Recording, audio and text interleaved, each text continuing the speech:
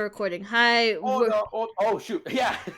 Hi. More. More us. Don't you miss Yes. us? Yeah. I Miss us. don't. I don't either. I hate this guy. Anyway, I Yeah. I hate this guy. I hate this guy so fucking much. I don't know why I'm Well, here. I don't know why he's here. I ask myself that every day. I don't know why he's here.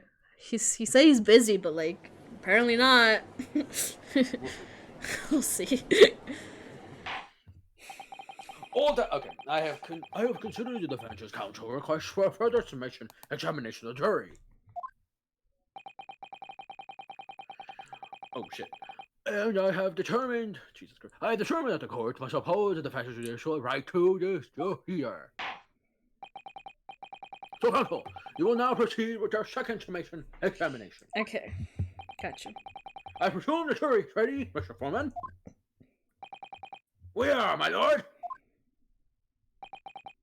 Very well. In that case, I must ask each of you to now state clearly and concisely to the court the grounds on which you find the defendant guilty on this crime.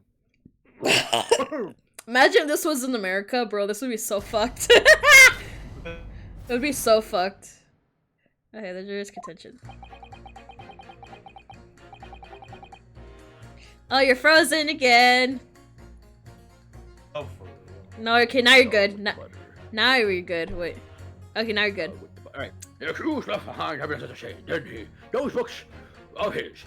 Okay, The three nothing too bad there.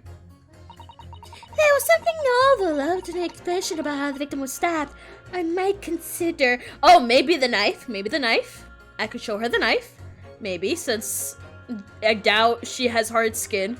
I doubt she has thick skin. I don't think she might have thick skin, but I don't think she has thick skin. Even if the woman was throwing books, it can't be related to this crime if the window was closed, can it? Okay, nothing here. Oh, dear me, it was only a little book. Hardly life-threatening, even with a direct hit. We'll see about that. Look, I just want to get this over with. If I don't bring home some pay tonight, I'll be in a tiny bit of trouble. Alma, come to think of it, we had a fire home a while ago. It gave me the sneezes. Gave me the sneezes. Yeah, when I have fire, I sneeze. Yeah, do you ever smell charcoal and just achoo? Yes, considerably more tangible arguments from all the members of the jury at the time around the change.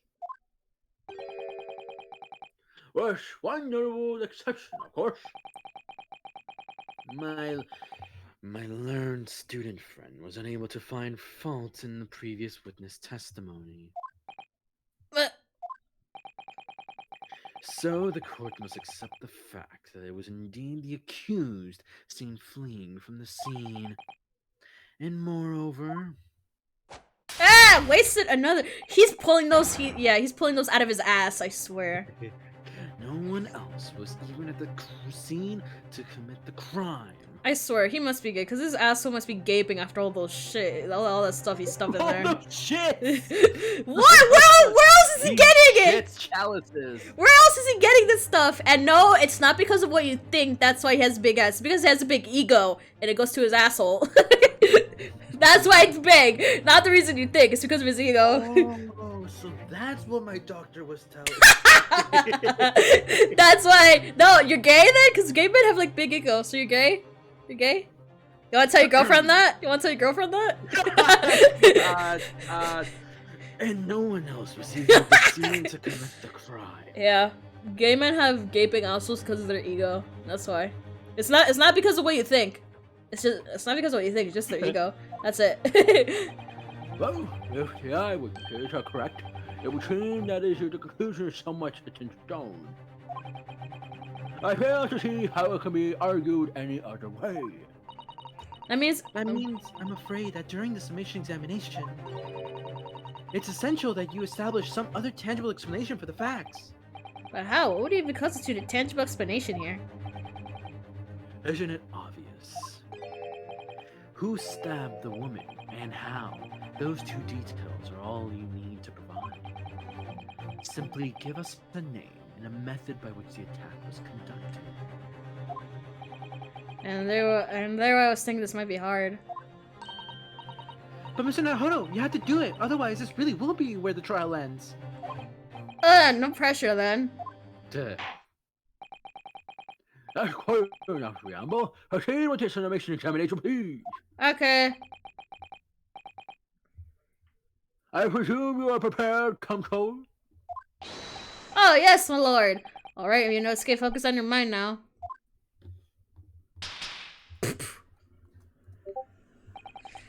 Clearly, the key to this summation examination is going to be juror number 4, the maid, or should I say Mrs. Garrideb. We have a book that disappeared from the Garrideb's house on the evening of the incident. And the 4th book found in the victim's hand. There must be a way to link the two. Yes, that's what we have to find. Usually, using every technique I've learned in my short career so far. Whatever it takes. Don't forget to keep an eye on Mrs. Garrideb and how she reacts, even to the things other people say. Okay. Okie dokie. Okie dokie. My boy! There he is, looking cute as always. The fantasy photo. The same thing. Yeah, okay. Sure.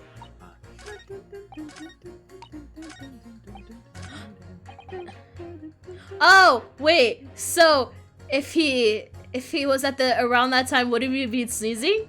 Maybe, since there was a fire? Maybe? Ooh, wait, let's press him on that. Yeah, oh wait, I was gonna press present. Hold it! Does that have anything to do with your decision about the defendant's culpability in this case? Sorry, what's that? You'll have to speak up, lad. Could you tell us more about that fire? It was last winter. My grandchildren baked me a lovely cake on my birthday. It had 75, wow, on the top it did. What a sight to behold it was. You put candles on a cake? Was this some kind of devil worship? Oh, wow. I forgot that, like, sometimes I forget this isn't modern times. So, like, of course, they wouldn't be used to, like, a birthday cake like that. Yeah, they would have used a fire and all. Of course not. It was an angel cake. Yeah. It was on my birthday, obviously. Yeah, I don't know how back then the Japanese people would celebrate their birthdays, because I only know modern times. I don't know how it was back then. Of course it was different, because, you know, they were isolated for a long time. It seems that a common custom here in Great Britain, Mr. Naruto. Anyway, I mustered all my puff to blow them out. Only I must have blown wrong somehow. The flames didn't go out, but the candles went flying all over the room. How did you even pull that off? The furniture caught and everything went up. The whole place filled with smoke. Definitely sounds like devil worship to me. No! Shut the hell up! No, it's not, Ryunosuke, it's not! So rude, man. And by the sneezes, I assume you mean a cold. How do you catch a cold from a fire? What a fiasco it was. The grandchildren, bless them, threw water over me as they tried to put out the flames. That's so cute. And then, because the whole room had filled up with the smoke, of course, we had to open all the windows to clear it. Huh? Oh, so of course, if there was a fire, you had to open the window. Doy. The windows. The windows. My mind is My mind is an enigma. It rushed over me like the devil dancing in my grave it did. Aha! It is devil work. Shut up. It put me in hospital for a while. I won't forget that birthday in a hurry. I knew it was devil worship all along. Something about this old man's story is playing on my mind for some reason. Okay. We need to demonstrate who, apart from Mr. Natsume, could have attacked the young woman on the street, as well as how he or she could have done it. Yes, but once again, the jurors' statements are full of personal prejudice. A lot of them are convinced they're right, even in the face of logical arguments on the contrary. I think you're going to need to pit them against each other to force them to accept an alternative explanation. Yes, I don't necessarily need to find contradictions. Okay, yeah. Oh wait, I know. I probably know which ones they are gonna do. Probably know which ones they're gonna do. This. Wait. No, I think. What was it?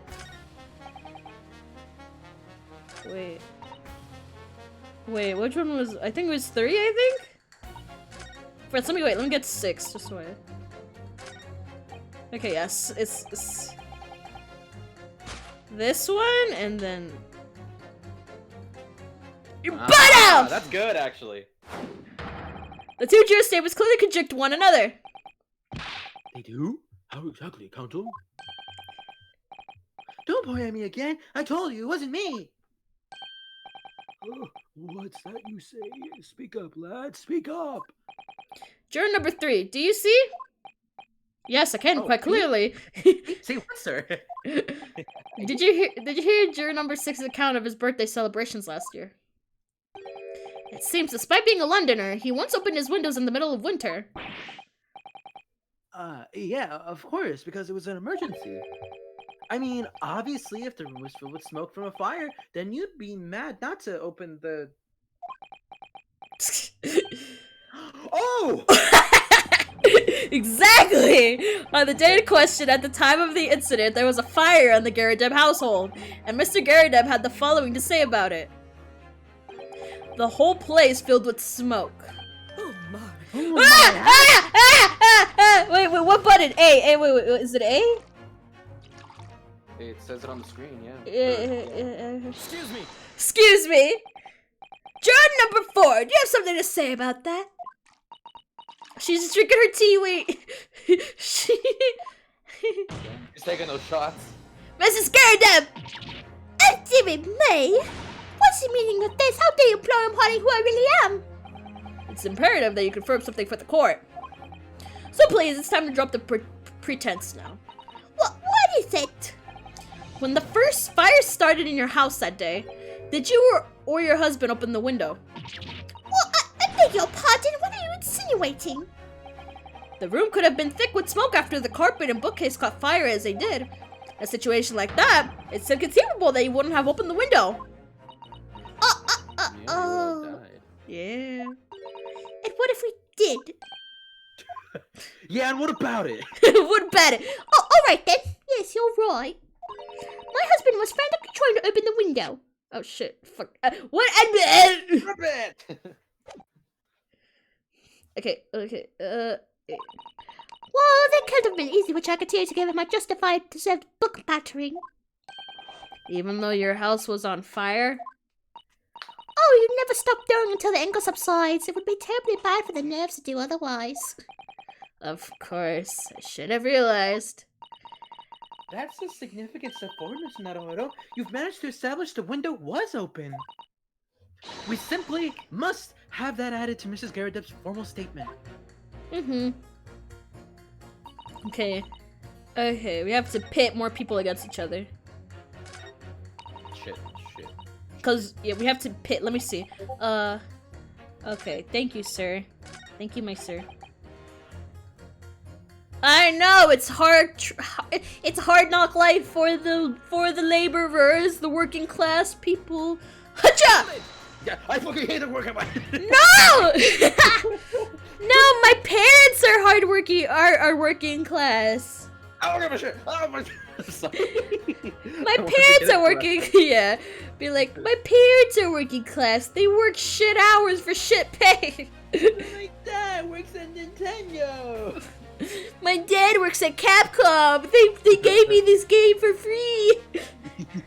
Want to get this over with? How can you sit there and say something like that? A man's future is at stake here.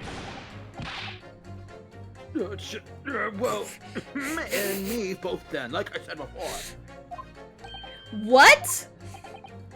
I told you already, I'm a day laborer, aren't I? If I don't bring home some Reddies with me tonight, you'll find me throwing face down the TV tomorrow morning. What? You heard me. My missus doesn't want to mess about, you know. She could be pissed, believe you me. Another shining example of marital bliss, then. Yeah. That's the third one this trial. A situation like this cropped up the other day. It was, Damn, they really said it's old-timey times, so you know everyone hated their wife. Exactly. Except It's reversed now. The wives hate their fucking dudes. Oh yeah, it's the wife hates their. Yeah, I mean, I don't know if it was a choice because it was a back day. You didn't really have a choice. So, I mean, it was, even though it is England, you know, it's for the money. You marry for the money. I love England. You know, it's funny. I can't quite remember. Bitch, I don't remember what you were trying to tell me. Sorry? It was so frightening. Thing. I must have blocked it out. Damn, the trauma. Trauma. When it's so traumatic, your mind blocks it out for you. I wonder if Mr. Beat ever really dragged into the thing. Wow. I wonder if Mr. Theme will ever be dragged into the thingies by a scarf. Don't even go there, Mrs. Atto. There must be some way to jog his memory about this. Mrs. Garrett, be mad at your husband! Jog his memory. Hit him in the head.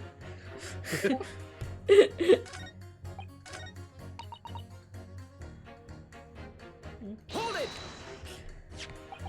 The fourth book found at the scene of the crime shows very obvious signs of fire damage. And the title of the book is Alliance Pride.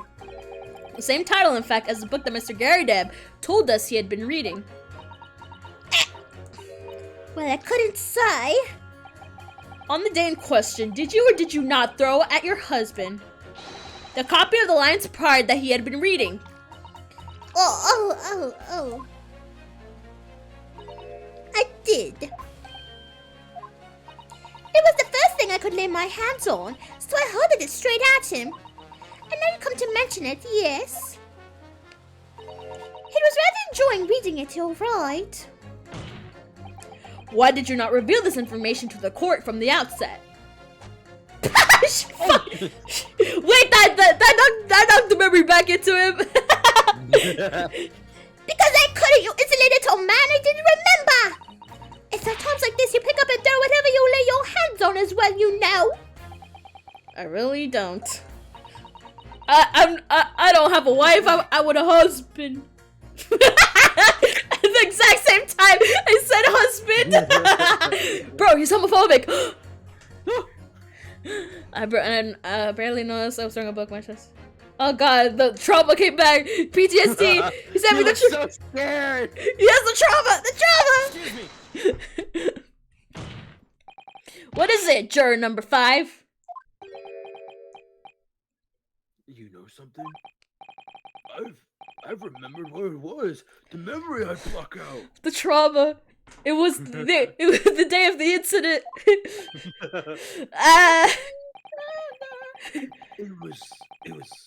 It was listening to what this granny what? It was listening to what this grandma was saying. But wait. Is he calling her granny? No, it's just that she's calling her old. She's calling her old, yeah. Brought it all flooding back. Yeah, he was just calling her old. Damn. She hits him. Now who are you calling a granny, you chicken devil? I'm Mrs. Garrideb or the maid after the ship.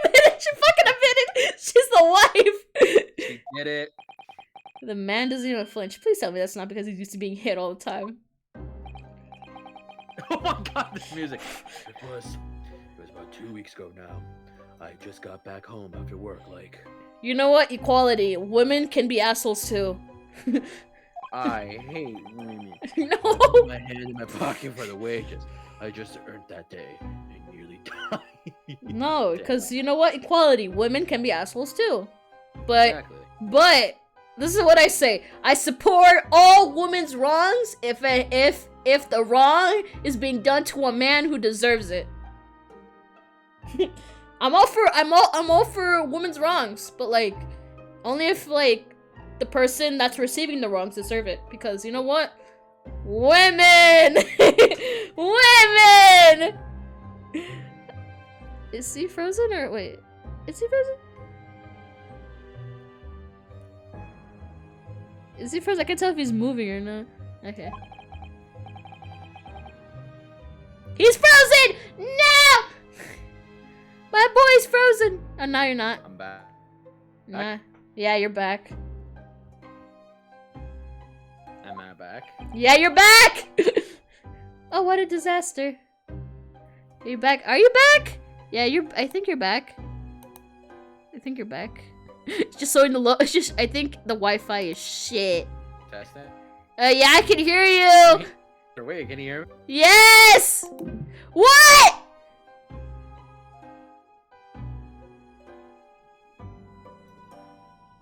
It was mine. It was my internet.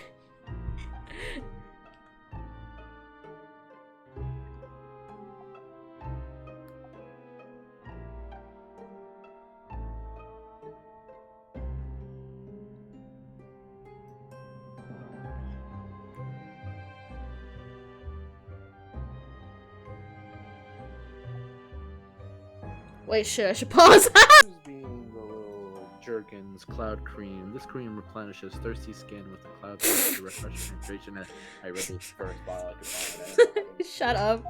Share the screen! Oh shit, I forgot if to share the screen because my Discord crashed.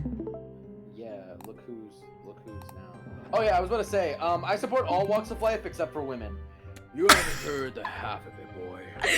You're gonna get canceled, Bryan. You know what? I'm gonna make your girlfriend hear that and then see what she says. Please don't. Yeah, but yeah, better think about what you say next time, huh, Bryan? Better think. Wait. I support all walks of life except for half the women in the world. I'm getting better. I'm redeeming myself. I'm redeeming myself. I'm starting to see women as more of humans. Oh my god, wait, okay, I wouldn't say, like, oh, no, okay, wait, I'm checkmated here. I actually don't know how to respond to that. Just say you love women, man. I love women!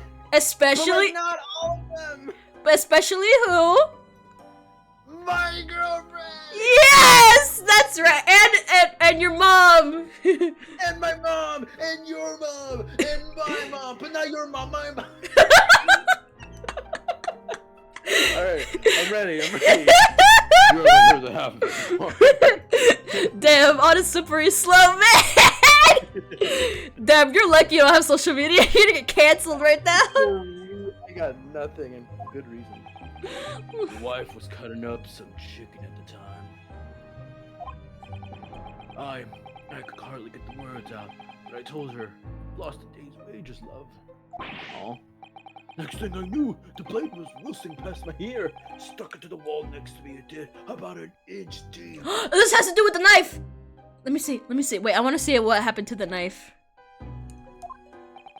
Wait, right? Wait, hold on. No way, right?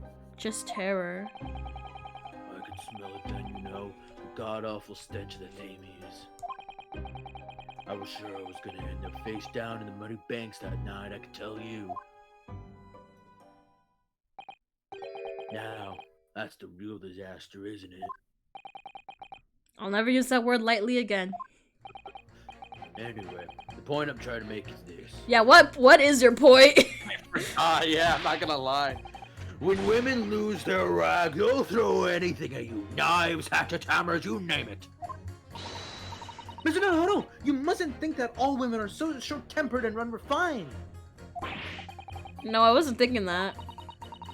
Throwing household objects at people is, well, it's so uncivilized. Yeah, see, Bryan, not all women are like that. Not all women. Oh. Yeah, yeah, sorry I'm streaming with a misogynist, everyone. It's just like... Hey, I do not give random massage. I'm gonna shut up right now. I'm so sorry. I don't know what I'm saying anymore. Just say you respect women. I respect. You're making this more harder on yourself. You're making this harder on yourself. I respect whip. Men, I women. Alright, I did it. I respect women. I'm sorry. I'm kidding. I'm so sorry. Yeah, don't worry. He's actually a nice guy. He's actually a really nice guy. He's actually a nice guy. He treats his girlfriend well. Well, yes. Is there something I don't know about? No, genuinely, no. Okay, I'm actually gonna stop right now. Your girlfriend is one of my best friends, so if you've done anything, bitch, I will come at you. I promise. I promise. Okay, they better be. I'm gonna take her to watch the Spider-Man movie coming out. I promise. Okay, can I come too? I want to watch it. If I'm being honest, we haven't really settled on a schedule. Well, I want to watch it because Maya wants to watch it too. So maybe set like a date for all of us. Set a date for all of us, dummy. Don't exclude me. You've been on a bunch of dates with your girlfriend. Let some of us. Respect here. You've been on a bunch of dates with your girlfriend. I know it. So next time we should be included in your dates. Yeah, exactly. You.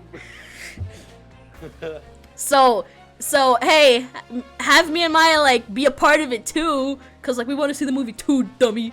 You're not gonna have any part of my girlfriend. Thank you very much. bro, have you upped? You probably upped up of gift making, cause I gave her cool boots. Bro. I gave her cool stuff too. What? Like what? What? Lots of things. What's the most expensive thing you gave her? I probably gave her. No, don't have me with things. No, because those boots. No, because I was like, you know what? She deserves the like money thrown at her. She deserves it. So that's why I got it, because like I didn't care about the money, because it was just like she deserved what I gave her. That's why I didn't think about the money. I was like, you know what? She deserves it. Maybe. So yeah. Those boots weren't like the most expensive thing in the world, but they weren't cheap. So yeah, I basically me and his girlfriend are like very similar. We're very, very similar. Wait, No, it's like because we were born almost the same day, and we have similar aesthetic, and we have almost a similar name. That's why. Yes, but that doesn't. No. What do you mean, no? I don't know if I know. All I know is that she's mine, and that's all I gotta say. Yeah. You better treat her right. You better treat her right. Yes, father. You better treat her right. I'm like her cool I'm like their cool sibling. I'm like her cool sibling. Like, you better treat her I'm like her twin. You better treat her right. Yes, Papa. Yeah, you better. Yeah, when you're planning to see Spider-Man movie, you better include me and Maya in it too. Cause we want to see it. Cause we both want to see it. Right, but also bring me with you. Cause we both want to see it. I want to see it. Know. So you better put it in your note app.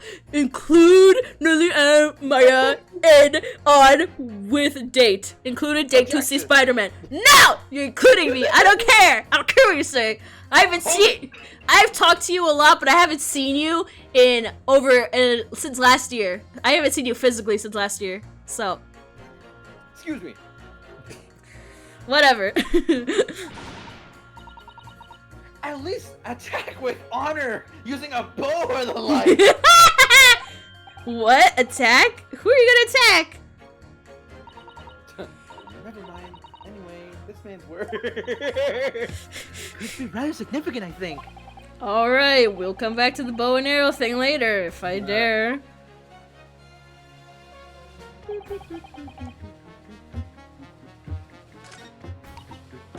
What now? Shit.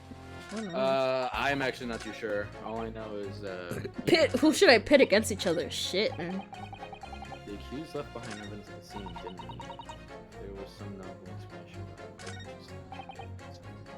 We already redid that. Wait. Could you try pitting 6 and 2? No, wait, sorry, 6 and 3 again, and see what happens if you don't pursue Mrs. Garadeb? You know what I mean? Mm-hmm. Wait. Okay, I guess. Right? This still is viable. I mean, it's the same contradiction. Just, you know, maybe we could flip them. I think. What do you mean flip them? They're agreeing though. No, but they're not giving us the not guilty. But. Huh? Fine. You know what? It's up to you. Wait. Hold on. Okay, wait. If you're not confident, then maybe don't do it. I don't know. I'm sorry. I'm not confident in anything. Oh shit. Yeah, wait, so what was the testimony? Did 5 changes that a woman in rage will hurt anything on you? A kitchen knife really brought them home. Okay. Maybe put these two together. She killed him! She killed her! She stabbed the girl.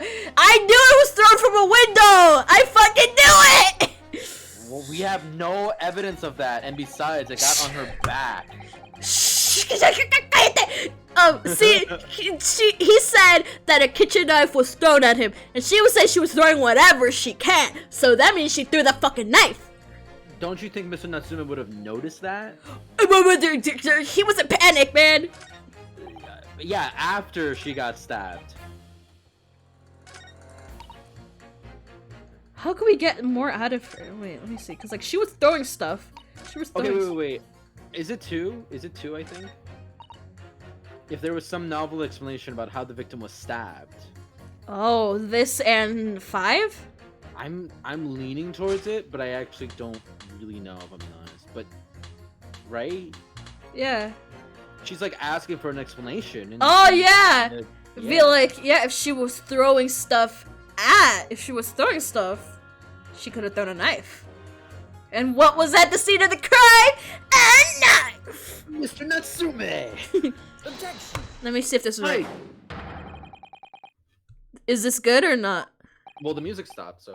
Good grief. You mean they contradict each other? They don't contradict each other? Explain contradict. Wait, what did you say? Wait, hold on. What the fuck did I say? Deep significant connection, but Yeah. not a contradiction. Ah, You mean they don't really contradict? Oh, weird. Juror number 2, do you think perhaps that this could be one such novel alternative? we have like 0 proof of it, but like for real. Oh my, what do you mean? An alternative explanation as to how the victim was stabbed in the back. What are you talking about? We've demonstrated the 4th book, The Lion's Pride, that was found at the scene of the crime, originated in Mr. Garadeb's room at the top floor of his house.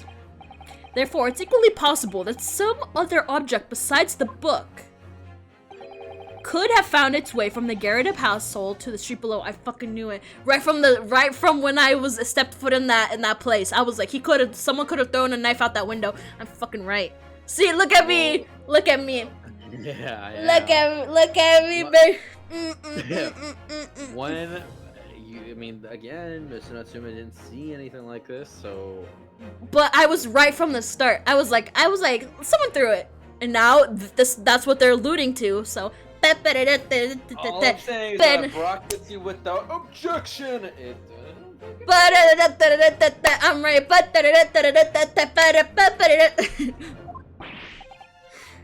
What's that now? After all, Mrs. Garadeb could have thrown any number of different objects at her husband.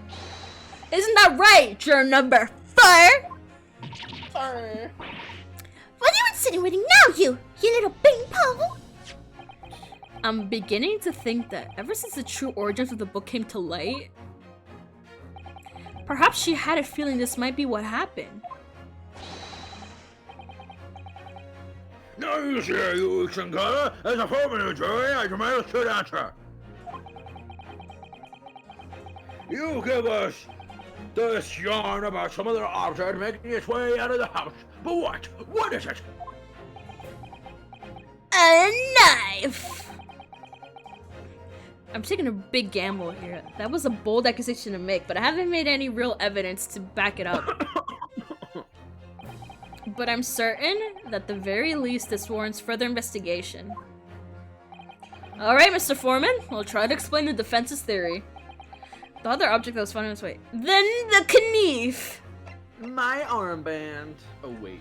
The knife. The knife. The knife. Take that! Take that! Take that! Juror number 4, Mrs. Garadeb. What now? I must apologize in advance for this. But I need you to confirm something else for the court. This knife. Have you seen this knife before? Oh, Council, what are you doing? I'm gonna stab her, that's what I'm gonna do. No, I'm just kidding. That's a weapon that was lodged in the victim's back, man. Oh, he's so gentlemanly with his arms. My lord, remember when the victim was attacked? Mr. and Mrs. Garadeb were at the throes of an argument. Mrs. Garadeb was hurling anything she could at her husband, who could have hacked up against the window. a window that had been opened to clear the smoke. Oh, I thought I opened the court record again. God, it scares me. Show my armband? A window that has been opened to clear the smoke, and through which a book sailed to land at the crime scene. You can't seriously believe that. And the book was found in the victim's grass. Are you saying that it flew out of the window and across the street to land neatly in her hand? Ah, even my missus hasn't got a name like that. Yeah, exactly. Shut up, I know what I'm saying. Yes, I admit, there are many details we don't understand yet. But that's the point, that's precisely why. We must not allow this trial to end. Not right now. Oh my! Mrs. Garadeb, your answer, please. Have you seen this knife before or not?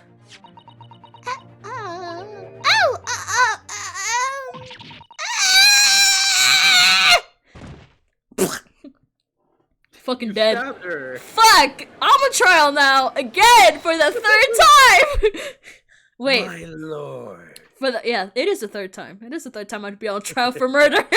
All 3 cases. Oh, I wish to change my decision. I'm a woman of my word, after all. Thank you, madam. cute. Yes, I agree. I certainly didn't see this coming, but I just don't think it would be right for this trial to come to an end now with so many unanswered questions. Mr. Foreman. I'd have to agree. Not that I think the granny did it, mind. Yeah, you know what? I am not quite happy about this at the moment either. All set now, ladies and gents.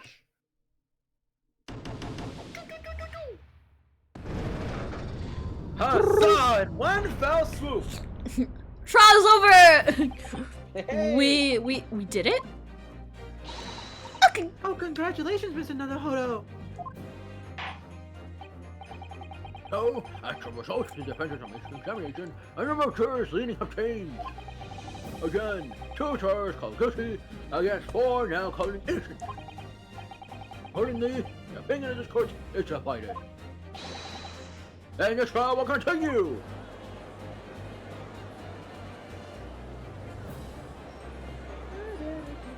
The objection theme in this game, though. It's not Persona music, so I'm not really connected. Ah! No, because like if I hear a song and I like it right away, that's how I know I'm gonna like it. But I haven't been like that yet. So. Bro, you were like that for the Mr. McGrilded theme. It hit you with that. Was I? Oh yeah, yes, oh you yeah, were. it was yeah, it was did. that was I'm hell. like, no way, bro. You heard the detective song, you heard the objection theme, the pursuit, the Sholmes' theme, and you're like, but then Mr. You're like, damn, there's some music right here. I'm like, what? Can I hold your what? Your advantage. How does the prosecution wish to proceed?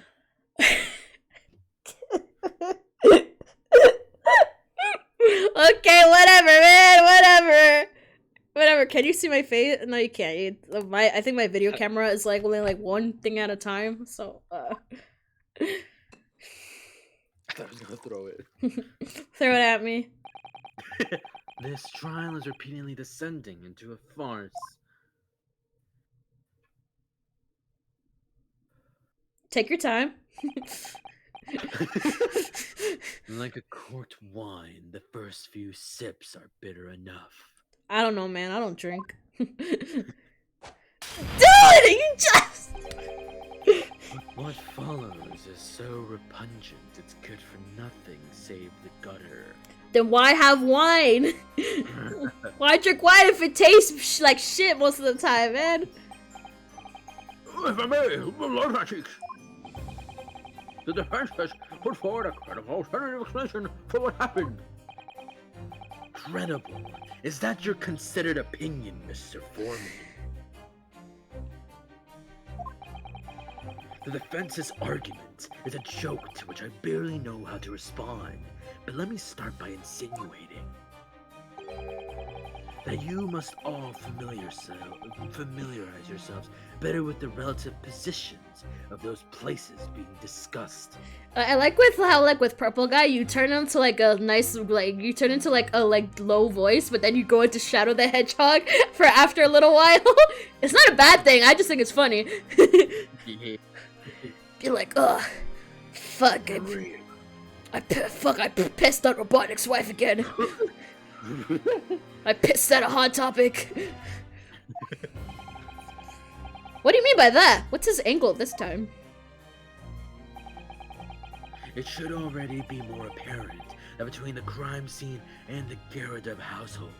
Wait, what if like the knife ricocheted off a lamppost? Oh that would my! That would be actually funny as shit. That is a goofy explanation. But I would love that.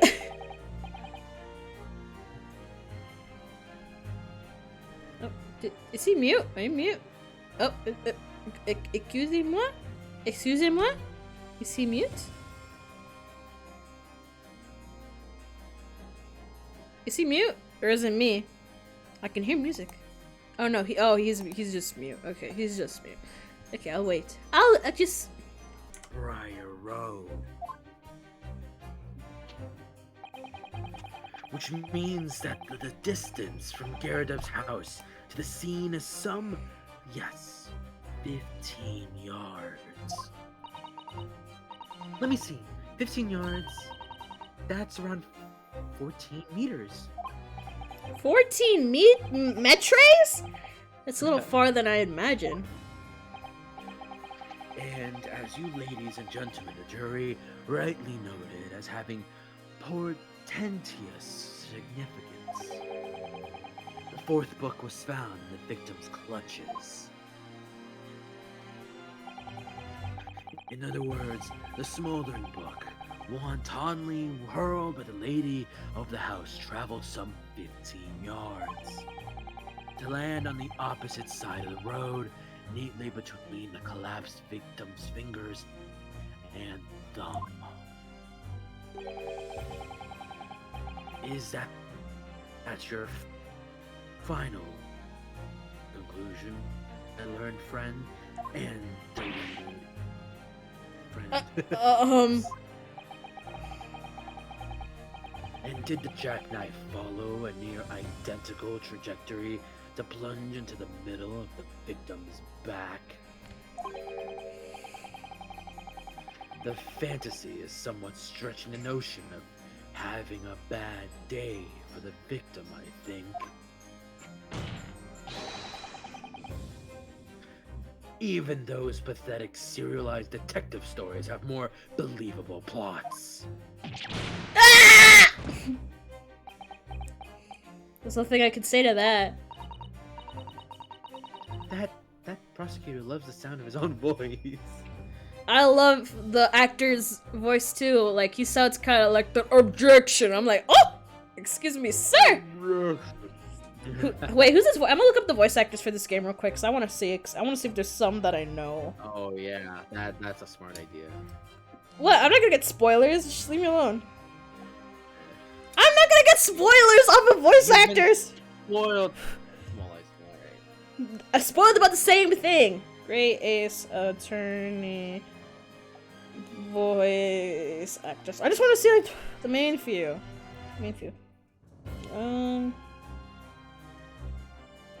Mark, Ulta, Rena, Tikahos. I don't know any of these. I don't know any of these people. Fine, I won't look at the people. I'll just look at I won't look at the characters. I'll just look at the people there. Robert, yeah, I don't know any of these voice actors. Good. Yeah, I don't know any. I think these all people are in Britain. I think that's why they're all British. Are they British? They might be British because they're also in Final Fantasy, I think. Some of them are in Final Fantasy, and I know some Final Fantasy like voice actors are British, I think. I don't know, they all sound British. So I think that's why they sound British, because they are British. Mrs. Sato. Serialized detective stories are pathetic, are they? How dare he? How dare you, talk shit about Sholmes. Maybe let's pick up our battles here. No, Sholmes is gonna come out of the ceiling, do a split, and then talk shit. Yes, Sholmes, please, I need you, baby. I need you, baby girl. My lord, might I be allowed to speak?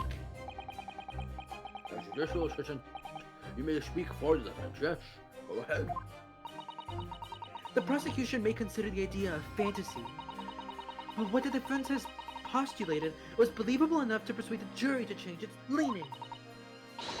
And as such, the court has a duty to explore this alternative explanation as thoroughly as possible. No. To the end. Juror number 4, Mrs. Joanne Garrida, must be called to testify and submit to cross-examination. Yeah. The state's alive. A cross-examination of a juror. Because she was at the scene of the fucking crime. Yeah, I mean, don't know why they brought her in the first place. Order! Order! Order! Well, this is a highly irregular. It is unprecedented for a member of the jury to be summoned to the witness stand. Yeah, but she's a part of it, so of course we do. Oh, see, that was sexy! Oh! And unnecessary. This fucking guy. God, he's just ridiculous. I want to take him. I can take. I can take him. I can take him. Lord Shakes. I can take him, but I won't love him. That's so cruel. I can take him, but I won't love him. That's just how it is, baby. That's just how it is, baby. Wow. There are already witnesses in the stand whose testimony for the defense may further cross-examine. If my learned friend's farcical theory has any truth in it, then both a burning book and a jackknife must have flown through the sky before the couple's eyes. Oh. And we must assume they would be able to testify accordingly. What say you, witnesses?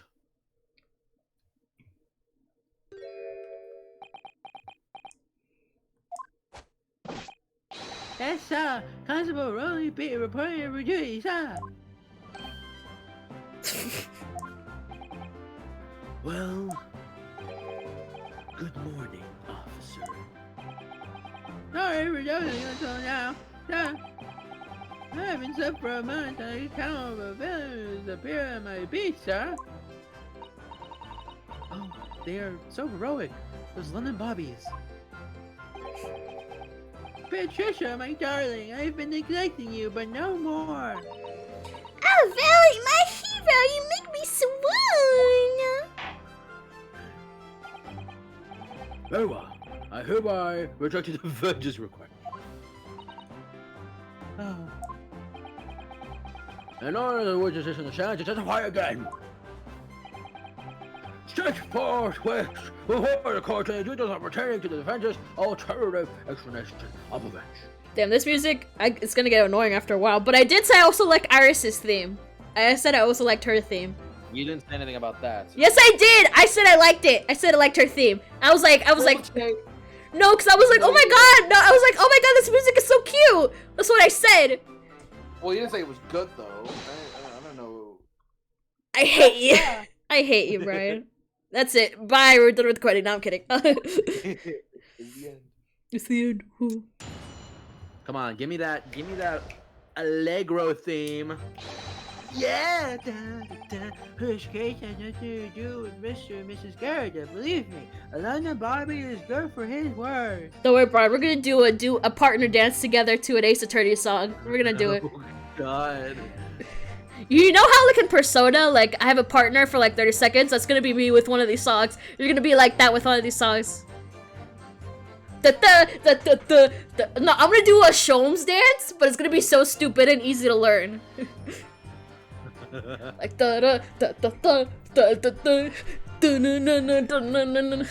like that. I'm gonna make it so stupid. It's gonna be so easy. See, sir, the windows on the top floor of the Gyarados house are top-hinged casemates.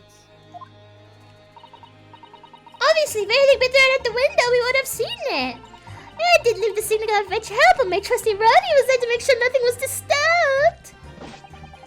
I didn't take my eye off the crime scene for a moment, sir. Nothing strange to report on the front, sir.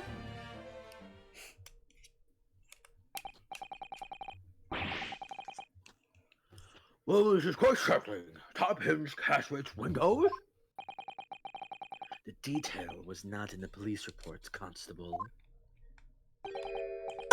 Oh, yeah, sorry about that. I must have been a little drowsy. He's doing the thing. He's doing the thing. That's so cute. You cannot excuse your sins with a drowsiness every time, Constable. Now die! No, sir! I'm sorry, but what exactly is a top hinged casement window? And you cannot excuse your arrogance with such trite remarks, my learned friend. They don't have this shit in Japan. What do you think? Do you think it's easy to just be like, oh, I know everything about Britain from Pigeon? No. No, of course he wouldn't know this. Of course he wouldn't know this stuff. God. Gosh, of course, sorry. I found him, Mr. Naruto. In my Britain dictionary, Windows. My book on Windows. Cast your mind to the back, to the windows in Mr. and Mrs. Gyarados' house room. Alright, I'll try. So, the window opens in order to allow air to circulate inside the warehouse. But it's a top-hinged casement window. It swings open along the upper edge, you see? I'm glad you rectified your arrogance. A casemate window's most prominent feature is its stay, a metal bar which prevents the window from being opened beyond a certain amount. It prevents it opening? This is all news to me. Absolutely correct, huh? In other words, if a book or knife would have been thrown through the window, it would have clattered against the pane and fallen straight down to the pavement below. No. You see the problem then? Good. Your education in Windows is complete. There was never any possibility for either book or knife traveling 15 yards over the road. That is, unless the window pane had been shattered, something we've discounted already. That can't be! Bees? Did you see that, Rowley? The young Japanese man just collapsed in agony. Oh yes, my darling, I saw it. I saw how he crumbled before me. Oh, Rowley, you're so strong. How is this happening? I haven't even started the cross-examination yet, and yet my already argument's been destroyed.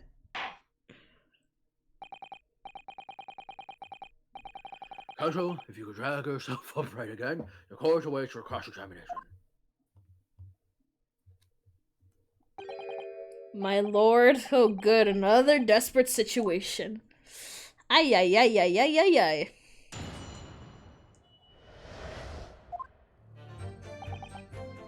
Okay. Ay ay ay. God, okay. Hold it! How can you say that for certain? He's quiet again. A very good question, sir. Oops. I do like this music though. Thank you. Oh my god. You have rectified your ignorance, counsel. Oh my god. Whatever, this song's catchy.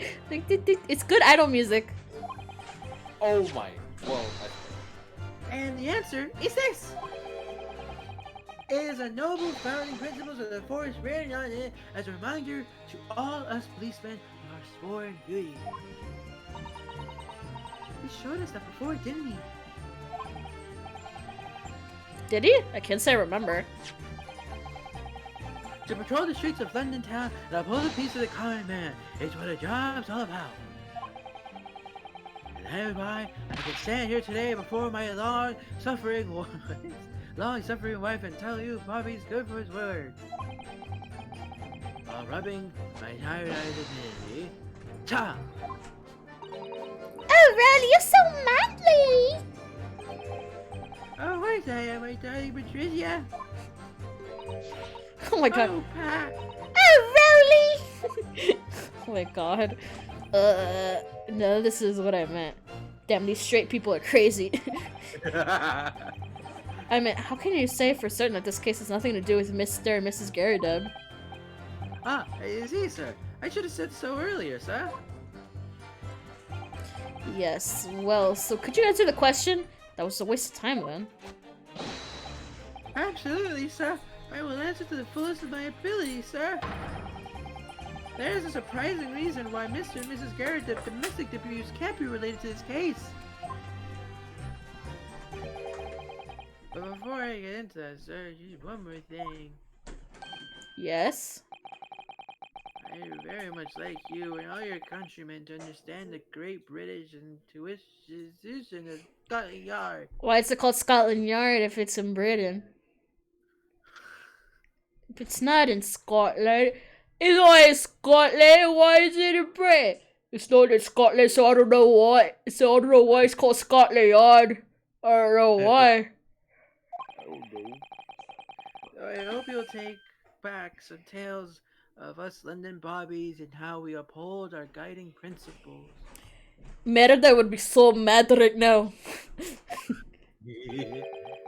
I wasn't planning on going back just yet. I only just arrived here, and I have like 10 more cases to do. Don't worry.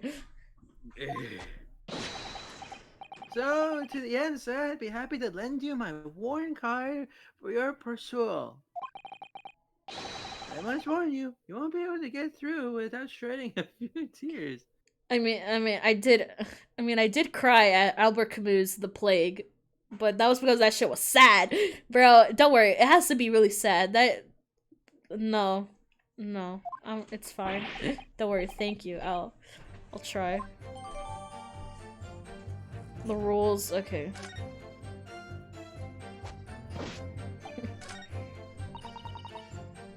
Hold it! But according to my notes here, the sun had got down already and it was dark. Oh, but Rowley and I were strolling along, gazing at the night sky, looking for a lucky star. Sorry? The star that will guide us to eternal happiness. Can I guide you to answer the question? Oh. If a flaming book had cut across the sky in front of all of us, it would have lit up like a shooting star. If I seen a shooting star, I would have made a wish upon it. And Rowley being inspector, I would have said 3 times at least. Don't worry, but with the smog and everything, you couldn't actually see any stars. In short, are you trying to say that neither a book or a knife crossed the sky before you? Yes, sir, that is correct, sir. As sure as night sky is London is starless, sir. It certainly seems like they're telling the truth. And then we saw the poor woman fall to the ground, so we went straight over to help her. Okay, wait, I did it. Wait, did I do? Oh shit, I'm pressed too. Shit! Oh shit. Hold it! Fuck me, anyway. But what you mean they don't fully open, is that correct? Yes, sir. They're just there to allow a bit of air through the house, you see? So they're restricted to how much they open. And therefore, anything thrown out the window from inside the room would simply strike the pane and fall to the street directly below. For clarity, allow me to mark the map. Here is objects would have followed. Yes. Directly opposite the scene of the crime, on the other side of the rather wide road. Would it have been so hard for someone to mention this top pitch casement thing before? Well, I have another question for you, Constable. What would that be, sir? How did you even know? Why would you have any idea what sort of windows Mr. and Mrs. Garrideb's house is furnished with? Well, sir, that's very simple. You see, I helped with the investigation yesterday. Oh. Excuse me.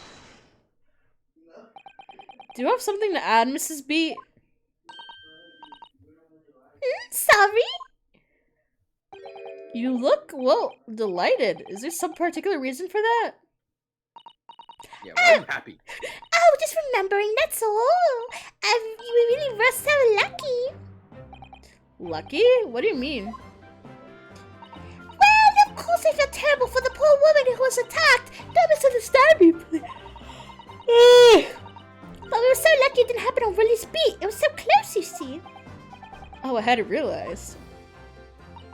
Oh yes, the street by a road. That's the boundary between roller speed and the next one. Isn't that right, my love?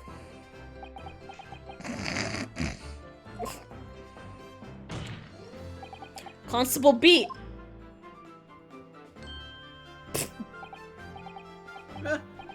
Yeah, that's right.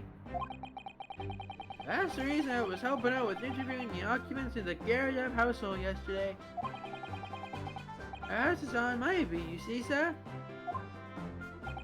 That really was cutting it close then.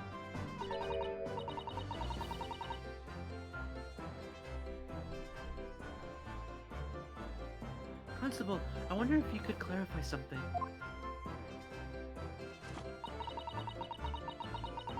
If the Garrideb household is on your beat, does that mean that the pavement next to it is it as well?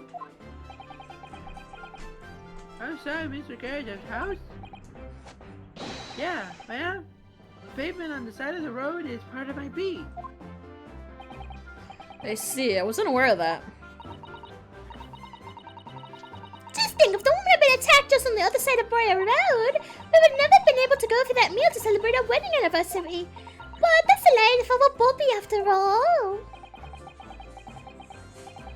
So many people are Bobbies, tirelessly working for the benefit of all Londoners. Do you know what I think? I think it was the good Lord's way of rewarding my Rolly for all his hard work. Don't you think so, my darling? That must be it, Pamela. That must be it. I think perhaps we should make sure we have that information officially on record. Leave it to me, Mr. Naruto. I'll take care of it immediately. Okay.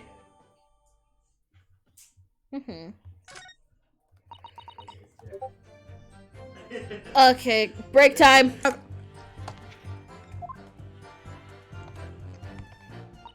Okay. I didn't take my eyes off the sea for one moment. Didn't he say that he was like head like face planted in the snow? Hold it! Nothing to report. That's correct, sir. I had my eyes wide open the entire time. Never looked away for a second. No one else approached the scene, and nothing was removed from it. I can swear on them yards are, sir. Really? That seems a little strange. Beg your pardon, sir? Strange, huh? This seems all together regular to me. The broke copy of the woman's pipe was already in the area of household. So the question remains, how did it find its way into the hand of the victim? You're saying lay on this, seeing as you were there to see the crime the entire time? No. Aha! Could it be a different copy, sir? One just happened to be burnt as well. Even if that were possible, why would the victim have been gripping to a book like that in her hand?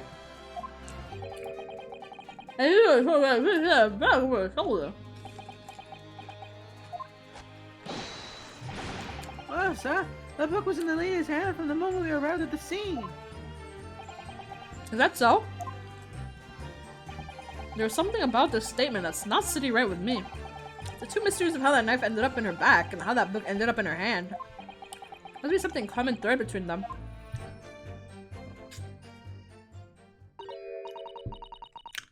Fuck. Can I ask you something, please, Mr. Lawyer, sir? Oh, yes, of course. What is it? You're doubting us, aren't you? I can tell. What? I wasn't really. I mean, like that's my job. Please, just because I'm a woman, it doesn't make my testimony less viable. Hey, no. About that? Brian, what did we talk about before? No. I mean, no. I'm not saying just because she's a woman. I'm just saying because she's a witness. Okay. I mean, Ryunosuke respects women. He does. He's just an idiot, but he respects women. That's Ryunosuke for you. You might see me as a wife of policeman, but I'm a woman of my word, I am. I really don't remember ever suggesting that I doubted you. No excuses, I don't want to hear it. My voice will be heard. My lord, will you let me speak, won't you? Yes, Mr. Reese. I will allow you to supplement your testimony if you so desire. Sometimes the past of least positions is a sage one. That was a very loud mutter. I heard that! Oh. The Japanese man thinks a policeman's wife's word counts for nothing, does he? Well, watch out, sir. I might let you get away with something like that, but my really won't. Duly noted, Mrs. Beat. Please, I humbly ask you to continue. What could she possibly be about to say, I wonder? No. There's 6? Oh, never mind. Oh, I should have just added this.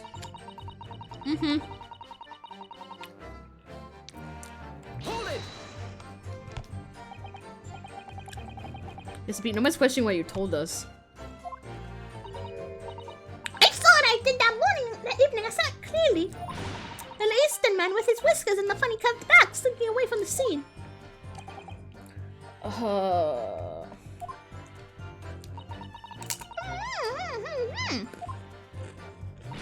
didn't see anything. Books are not flying through the sky.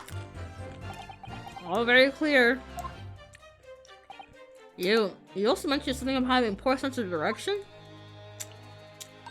Oh, yes. Well, that's a little embarrassing, really. I remember no place when it's me, Robin. What?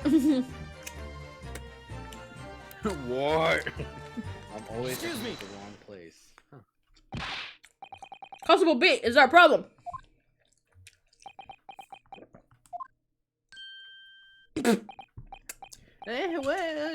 No, sir. No problem, sir. You're right when Robert says be to me in mind, perhaps? Oh, well, in a way, sir, yes, sir. I was just remembering that the same thing happened that evening is all. You mean Miss B lost her way? On the night of the incident?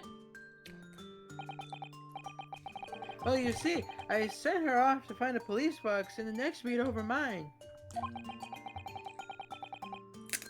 But she was gone a fair bit longer from what I was expecting. I thought she'd be back inside 10 minutes, but my darling had been gone for a good 15. Oh my god. Oh, jeez. The bouquet? Sorry, what bouquet are you talking about? Wedding anniversary. Where is someone pancake? This is after what we're failing to happen. What? That's how romantic. I forgot all about it until just now. How'd you, my darling?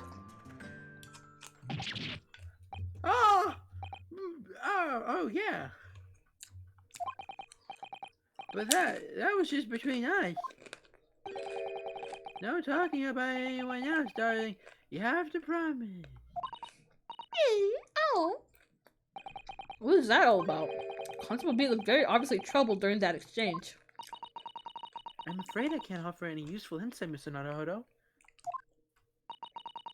But I'm quite sure of one thing. We have to ask Mr. Beat about the bouquet. Mm-hmm. Mrs. Beat, the bouquet you just mentioned. I'd like you to add details about it to your testimony, please. Oh, really? Yes, I'd love to. Mm-hmm.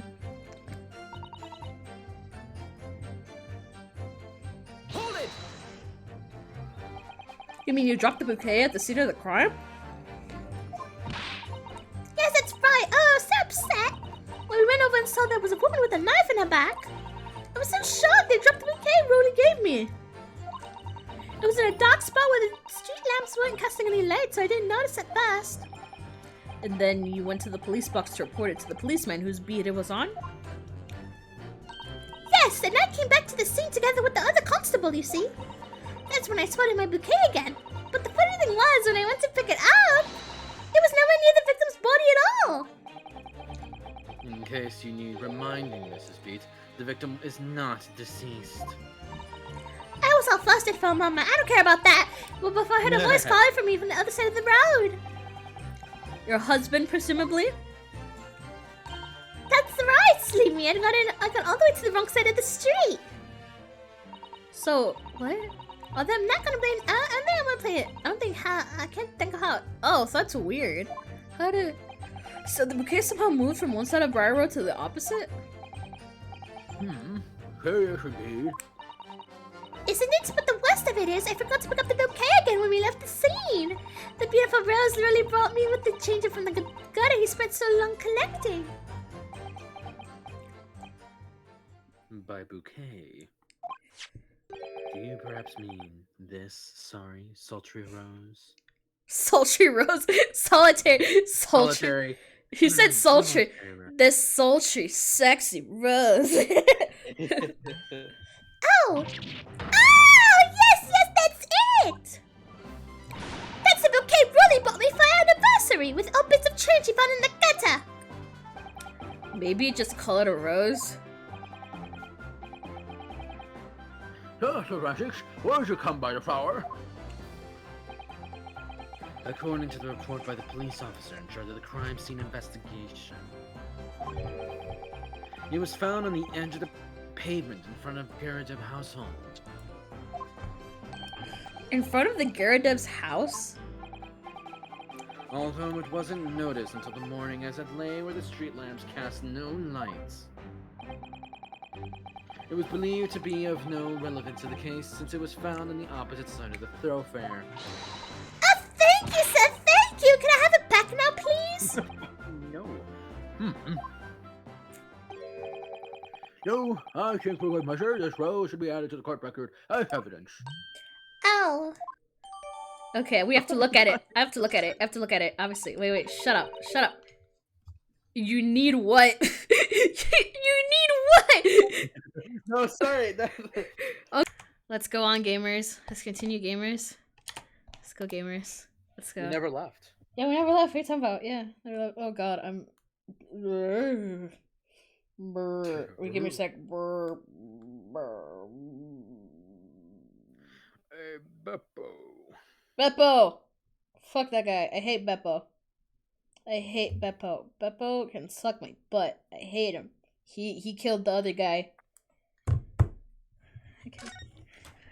Okay. Okay. I hate him. But okay.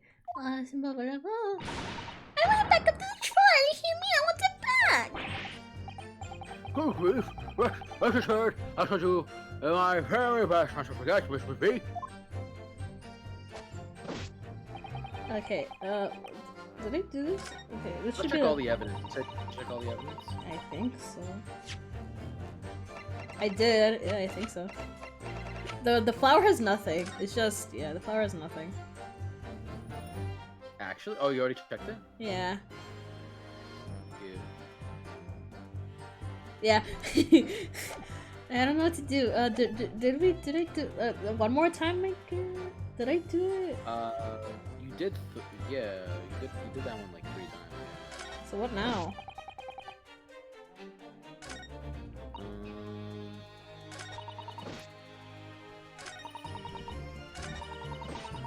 I don't know what to do. Ay, ay, ay. What to do, what to do, what to do. Well, hold on, wait. Rolly, right? Yeah. What did he say at the last statement? I didn't take my eyes off the scene of the crime for a moment. That has to be... Because what the hell is wrong with the, you know, the bouquet that went missing? Oh, right, the bouquet. How the fuck do you explain the bouquet? Yeah, okay, fine. Present! Objection! Objection. Oh, thank God, okay. You claim, Constable Beat, there was nothing to report in the 15 or so minutes you were guarding the scene. But that cannot be. Damn, me too, man, me too. What do you mean to say? In your testimony just now, Mrs. Beat, you explained to the court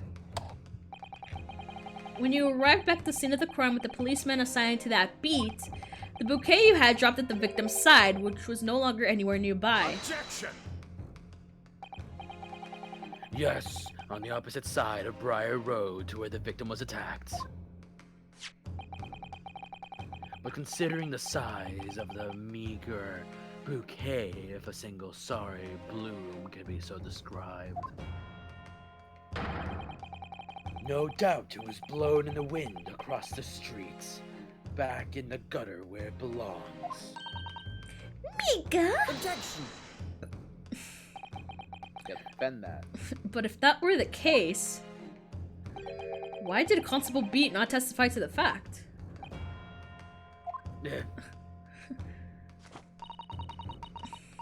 No one else approached the scene. It was and nothing was removed from it. Constable Beat swore to the Scotland Yard's honor. But the bouquet belonged to me. It has nothing to do with the case. That's why Rolly didn't mention it, I'm sure. No, because sadly, it's not only your bouquet we're talking about here. More than one thing in this case is mysterious the wrong way around. What are you talking about? Think about it. Besides Mrs. Beat's bouquet, there's Mr. Garadeb's book. Mr. Garadeb's copy of The Lion's Pride was thrown out the window by his wife. Would have struck the pane of the case window and landed here on the west side of the street. And yet, it was actually found here on the opposite side of the road in the victim's hand. Meanwhile, according to the testimony we've heard, Mrs. Beat's bouquet should have been dropped here at the scene of the crime on the east side of the street. But in fact, it was actually found here on the opposite side of the road in front of Mr. and Mrs. Garadeb's house. There's no logical explanation for those things, unless someone deliberately moved them.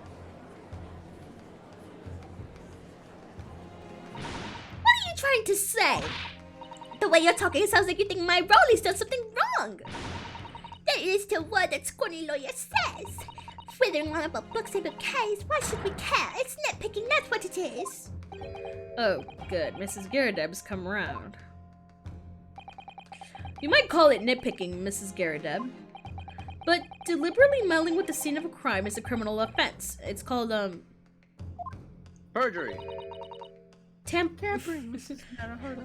Yeah, and also Bryan. She's also referring to Bryan. Yeah. But the person responsible for this tampering cannot admit to it for a very subtle but compelling reason. Objection! Tampering? You've barely heard the term before. Tell us, my learned friend, who would have possibly had cause to carry out such an elaborate deception? Yes, there's someone who tampered with the scene of the crime that evening. All the evidence and all the testimonies point at one particular person. Hello, I demand that you substantiate this conjecture. Who are you saying is responsible for tampering with the scene of the crime?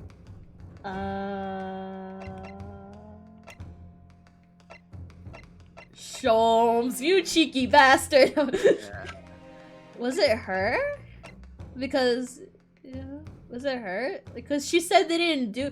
I feel like what he's saying is like they didn't mean to do it, but they just did it. Yeah. I don't.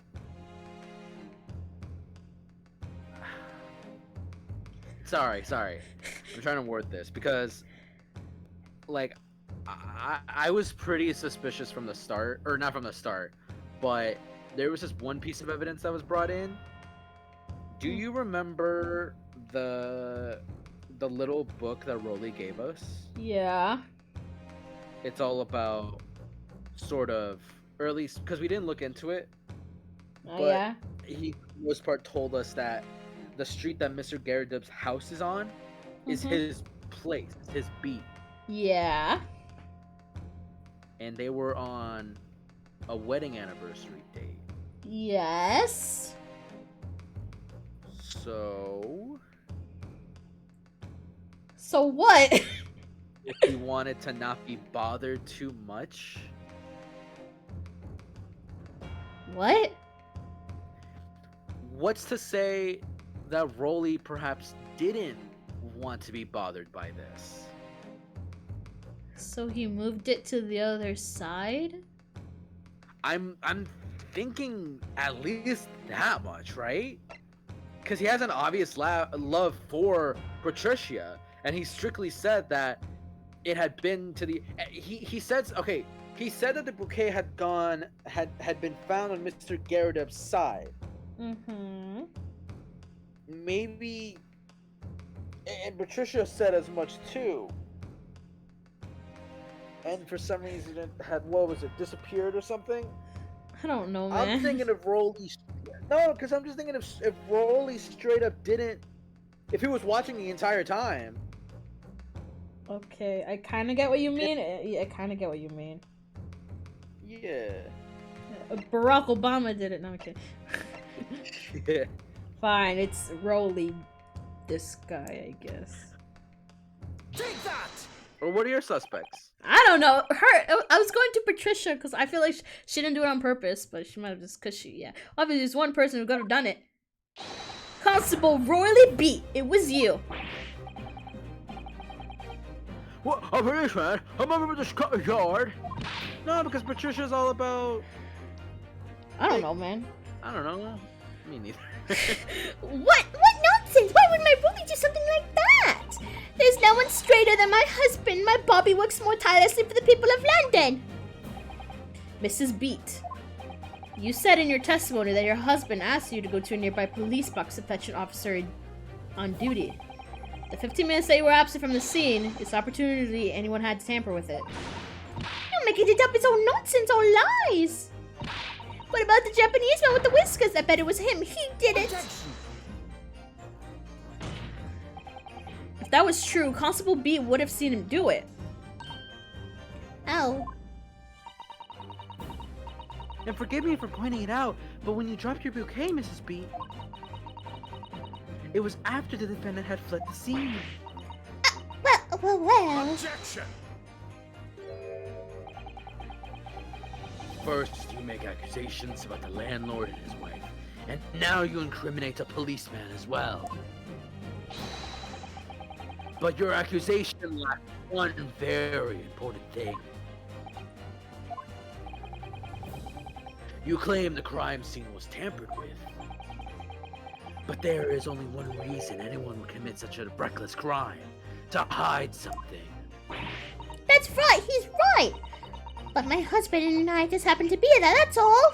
Why would we have anything to hide? It doesn't make sense. You've offered no motive for this alleged tampering. And until you do, your accusations are nothing but empty threats. Constable Beats has a very good reason for wanting to tamper with the scene of the crime. That's the key to this entire affair. Mr. Naruhodo, have you managed to solve this mystery? Counsel, you have made very serious accusation against a London police officer. If you are mistaken, I'm sure I need not point out that your reputation as a lawyer will be irrevocably damaged. With that stark word of mine, you are now sent to the court of murder for this alleged tampering. Yes, my lord.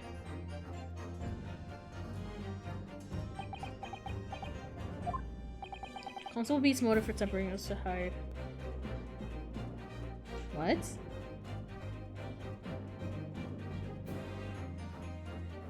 What?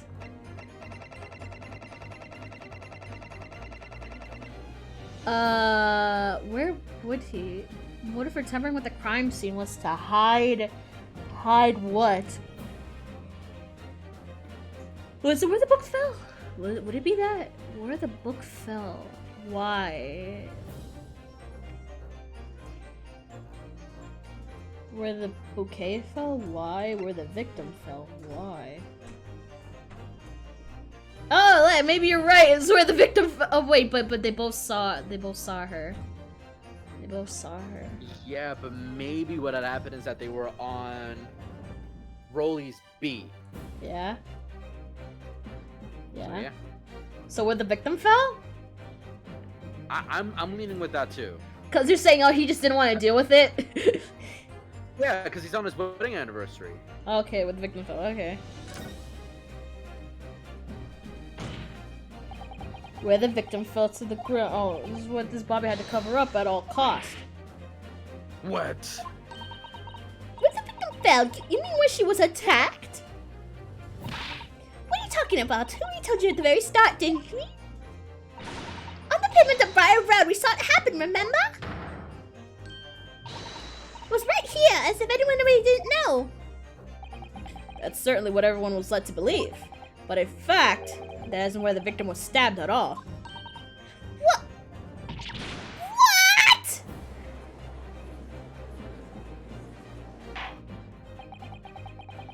I'm beginning to wonder where this tumultuous trial will end, Counsel. And that's your assertion. Then the court is dying to know, my Nipponese friend. Where are you proposing that the crime actually took place that evening? In your mom's house, here? Here?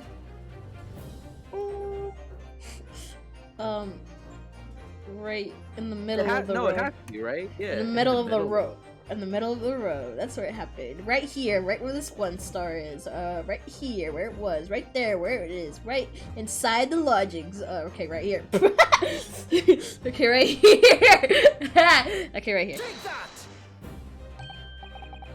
Oh shit. Oh, wait, did I get it right?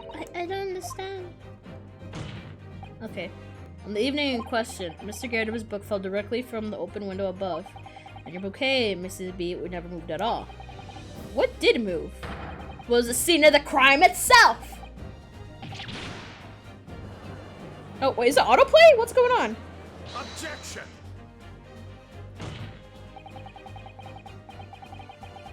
Did you Okay. hold B? No. Perhaps you haven't been listening to the ample testimony the court has heard. But these witnesses both saw the moment the attack took place.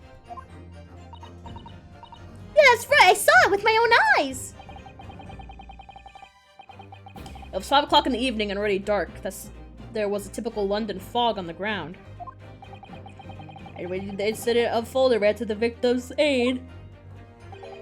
Actually, on the west side of the Bryan Road. No, that's not true. It can't have been. Constable Beta then arranged for you to be absent for a while by sending you for help. And during the 15 minutes you were away, he transplanted the crime scene. He moved the things in his print, the victim herself, the 4 books. He moved everything, in fact, to the pavement on the east side of the Bryan Road. Extraordinary. But the constable overlooked one thing. What? What did he overlook? The bouquet, I presume. Exactly. The prosecution told the court just a few moments ago about the discovery of the rose bouquet. Lord Van Seek said it wasn't noticed until the morning, as it lay where the street lamps cast no lights. Yes, it could be seen in the dark, obviously. which is why it was only the bouquet that was found in the original position on the pavement on the west side of Bryan Road. And that is the defense theory about what really happened that evening. How do you respond? Constable Rolly B. Oh, he's gonna go crazy? He's gonna go crazy? Oh. Well, I'm very sorry. I didn't mean to nod off again. I haven't slept properly in a month. Did I miss anything important? Oh, Frowley! It isn't true, is it? What the lawyer said is all lies, isn't it? I know it is because you're the most upstanding righteous man I know.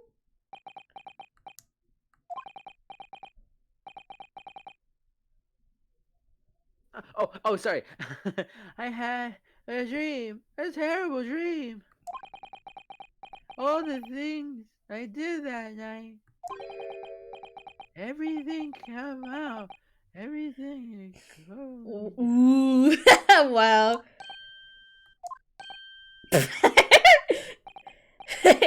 Only, it seems, it wasn't a dream at all. Good golly! Order! Order! Order! What on earth is the meaning of all this? Oh, Frowley, why? Why would you do something like this? Moving a corpse is a criminal offense, isn't it? Wishing the victim dead should be one too. Oh, come on! Explain yourself! Why would you do this? A respected member of Scotland Yard are to this to protect the good people of London town! I can't say, sir. What? I really am very so sorry about all this. For damaging the first reputation, for everything. I have a possible explanation for why on that particular evening, Constable B felt compelled to move the scene of the crime. I could think of one reason. What? How could you possibly know? A foreigner, presuming to understand the mind of a Scotland Yard policeman. And yet, your man speaks is a foreigner who has uncovered the startling truth of the matter thus far. Oh, I believe it will be beneficial to the court to hear this extraordinary young lawyer's history. Harry, counsel for the defense, if you please. Yes, my lord. Now then, I think you had better show us some evidence. At once, my lord. England, Japan, it makes no difference where you come from. Human emotions are the same. And I think I have a fairly good idea of the feelings behind this man's actions. What gives away the motive for Mr. Bates' unthinkable actions? What? Motive? But, like, what? The rose? Well, what about the rose? Ah, is some of it for me? Do you get something for... What? What do you mean? There's 2 sodas! No, nothing. But Wingstop!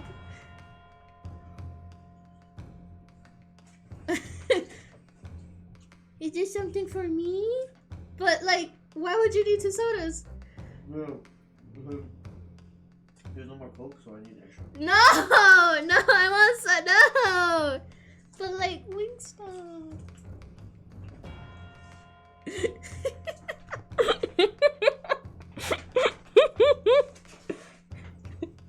Sorry.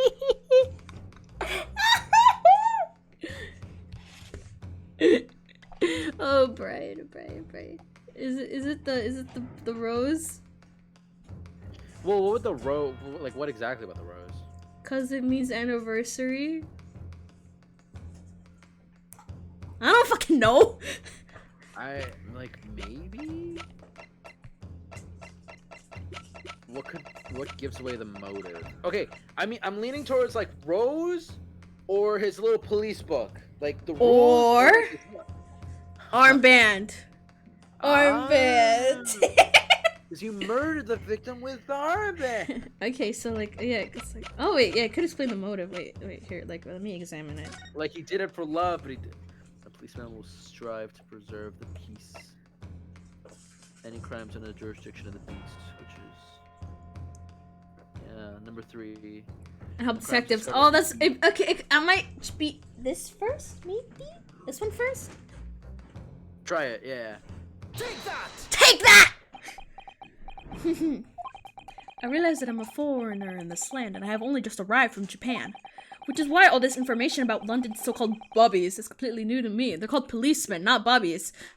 All these boobies going around. Which is so weird, because I'm like gay. I lived through Audible visually. Wait, I'm gonna be right back. I think my brother got me Wingstop, so I'm gonna be right damn, back. You want me to feed you through the screen, Brian? The Wingstop? Yeah. Feed me. I'll go Wingstop now. Wingstop. You can't wait. Can they see it? Can the camera see it? I don't know. Let me see. Wingstop. There you go. It's not reversed, but yeah, there you go. Wingstop. And I got tenders.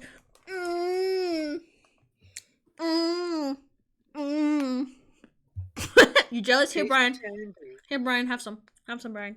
Have some. You sound like a little baby like that when you talk like that. You wanna fry? You wanna fry? You wanna fry? You wanna soggy? There you go. Here you go. Wait. I've never. No, that's it. More. That was it. That was Okay. a free trial. Okay.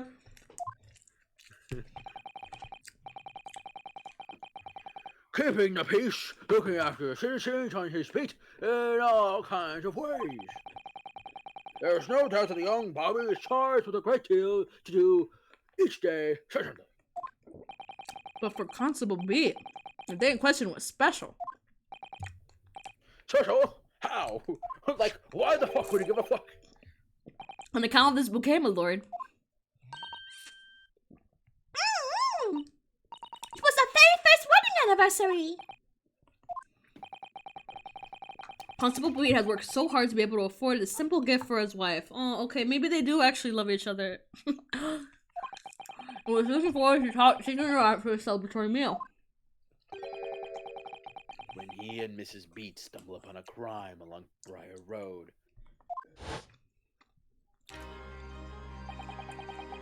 When he saw the shadowy figure through the fog. Well, actually, I think that's you. When we saw him through his head down, what must have gone through the man's mind?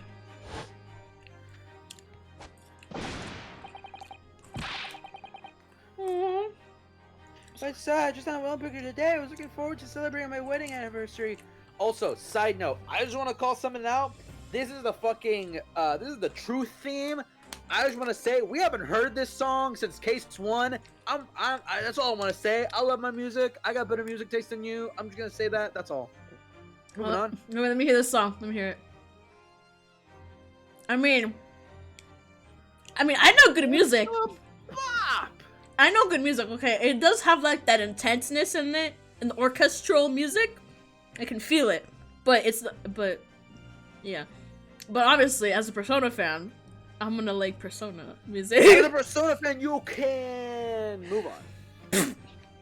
No, literally, Persona 3's music is so okay. Listen, here's the thing with Persona 3 music, especially Lotus Juice.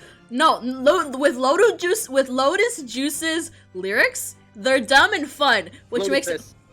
No, Lotus Juice, his music, his lyrics. Okay, they sound like 2000s like amateur rapper like lyrics. Yes. But they're so fun and catchy. Like, when you're going gorillas bananas, bro. You're going through what? That's my favorite. I've never heard that. That's my favorite. Let me hear it. That's my favorite lyrics. No. That's my favorite lyric of his. Going to a government drama, going gorillas bananas. I just want Oh, is it the? Oh, what the fuck? Persona Q. That's my favorite. I love that line. It's my favorite line. Brian, do you ever just going gorillas bananas? Or you shake, I am now. or you shake your derriere? Do you shake your derriere? Yeah, for the. Wait, let me show you. Light the fire up in the night. Let me see. I'm gonna show you real quick this masterpiece of a song. Just real quick, just that one lyric, but like the best version. Wait, was the version that is in the Persona 3 dancing? Light the fire up in the night, Kagejikan plus Mayonaka the version. That shit is so fucking good. Wait, let me show you. Let me show you the classic music. Classic music. Good music. Okay, I'm gonna stop streaming this for a sec, just to like get this. Play, idiot! Oh my god, why can't it play? Just play it! I want to hear the music. Well, let me go to the actual part.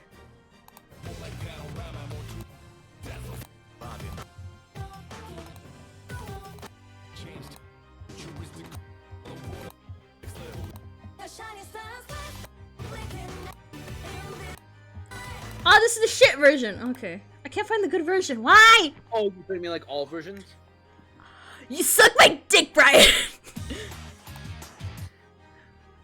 Okay, let me see. Let me go here. Okay, right here. Okay, let me show you right now. Show you right now the Going gorillas bananas. I just want to have a. Okay, can you hear it? Can you hear it? Yeah. Oh, it be that stuff that's shining forever. The view that I see is not flat, more like panorama. Go to it, more of a drama. Going gorillas bananas. I just want to have a lot of fun. Okay, I'll stop. I'll stop. Good. Shut the fuck up, Brian. What? I'm not. What? I can't even appreciate the music. No, no. I'm a hater. No, because you said, because I said I should stop, and you were like, yeah, you should. I fucking. I don't. That was on accident. That wasn't me. I didn't say anything. Shut up, Brian. Mrs. B puts up a love with being married to a body like me. I wanted to show my dear wife how much I care.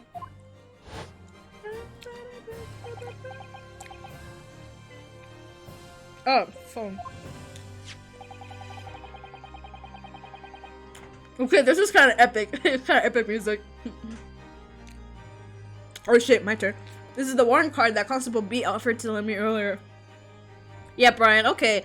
Now that I'm hearing it, and if I heard this in the last trial of the game, I would be pumped.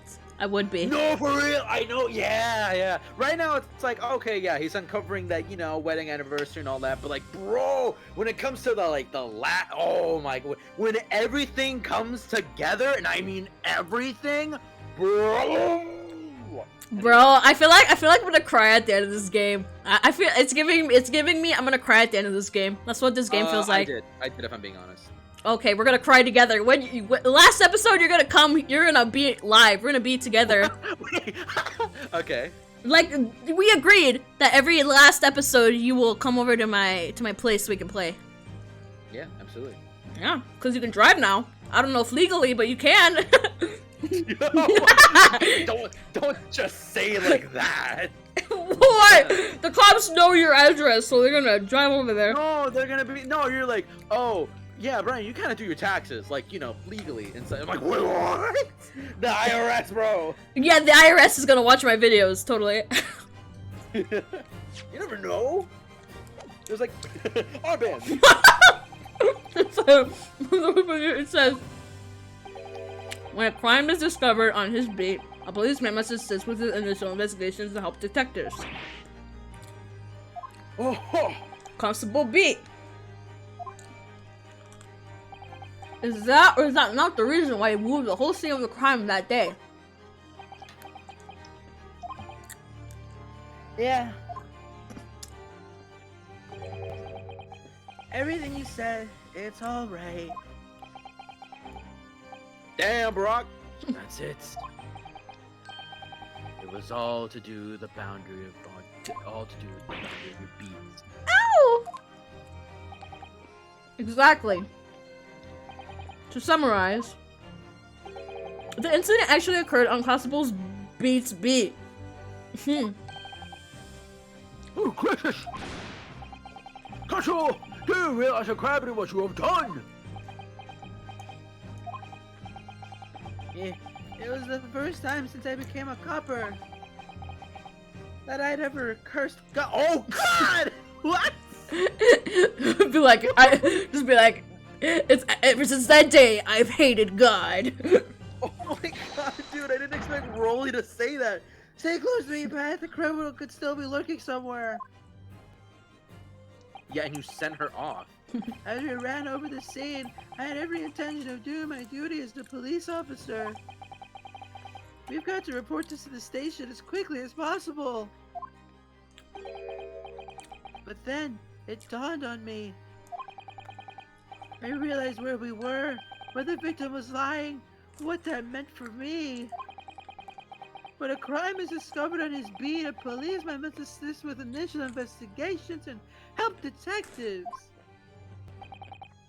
Why here? Why did it have to happen here? And why tonight of all nights? Why? Why do we do anything? Why does anything happen? Damn, you're really rolling Rolly's feelings. Yeah, basically, because even though life sucks and we know it's gonna suck, we're gonna keep moving on because we know there must be an end to it. Like Albert Camus once said, one must imagine Sisyphus happy. I'm bringing it like fucking what is it?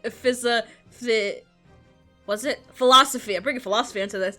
I had to read that freaking Sisyphus paper for high school. I'm bringing that in whenever I can. One must imagine Sisyphus happy, for when he rolls that rock up the hill and it comes down, there's a reason why he doesn't stop. What the heck? Oh, you never heard of Sisyphus? Not a chance. It's a copper's job to guard the scene of the crime, so I told Pat she'd have to go to the nearest police box and fetch whoever was on duty there. And it was then when I opened my mouth to speak, it just came out. I couldn't believe the words that were coming out of my mouth. This is the next beat to mine, Pat. So you'll have to go to the police box that covers it. Turn right along Mersham Street and then...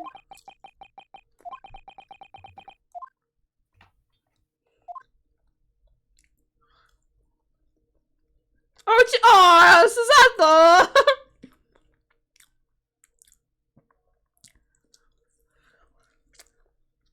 Oh, it's such the fades.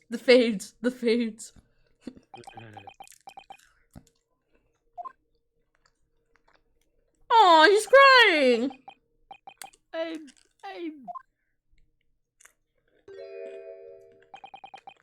I'm sorry. I'm so sorry. Oh, Constable. I just had one night to make my Patricia out for dinner. Oh, really? Just that one night. Aw. You knew that if the incident was on your beat, your evening of celebration would be ruined. So you decided to move the entire crime scene outside your jurisdiction. Just across the street, to the east pavement of Briar Road, which falls under the neighboring beat's care.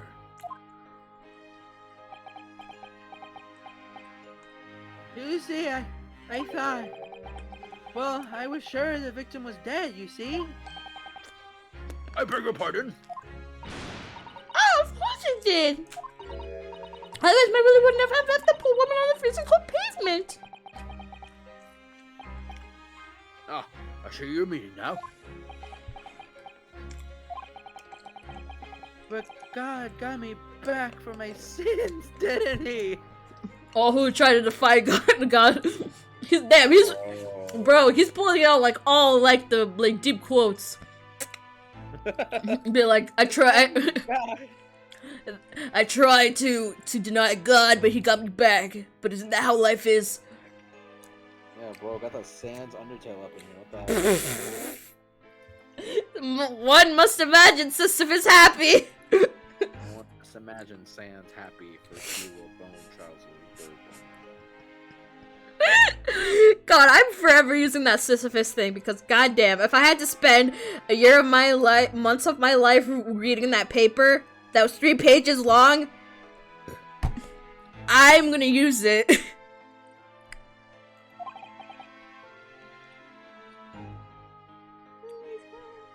That's why I missed the rose I brought for Pat. Oh no, Rowley, that was all my fault. I should have never dropped it in such a dark place. I'm so sorry, Rowley.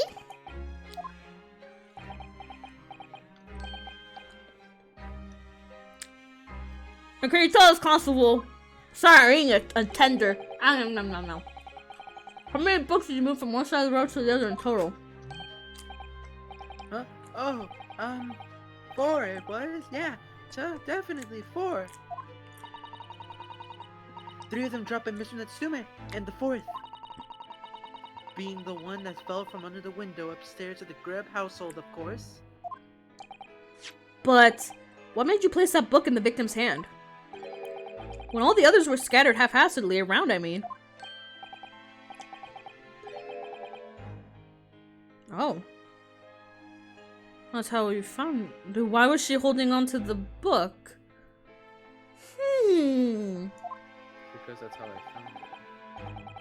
How you found it? What do you mean? When we first ran over to the scene, the victim was already holding the book. So when I moved everything, I made sure it was still in her hand. You sure it was this book, The Lion's Pride, that the victim was holding?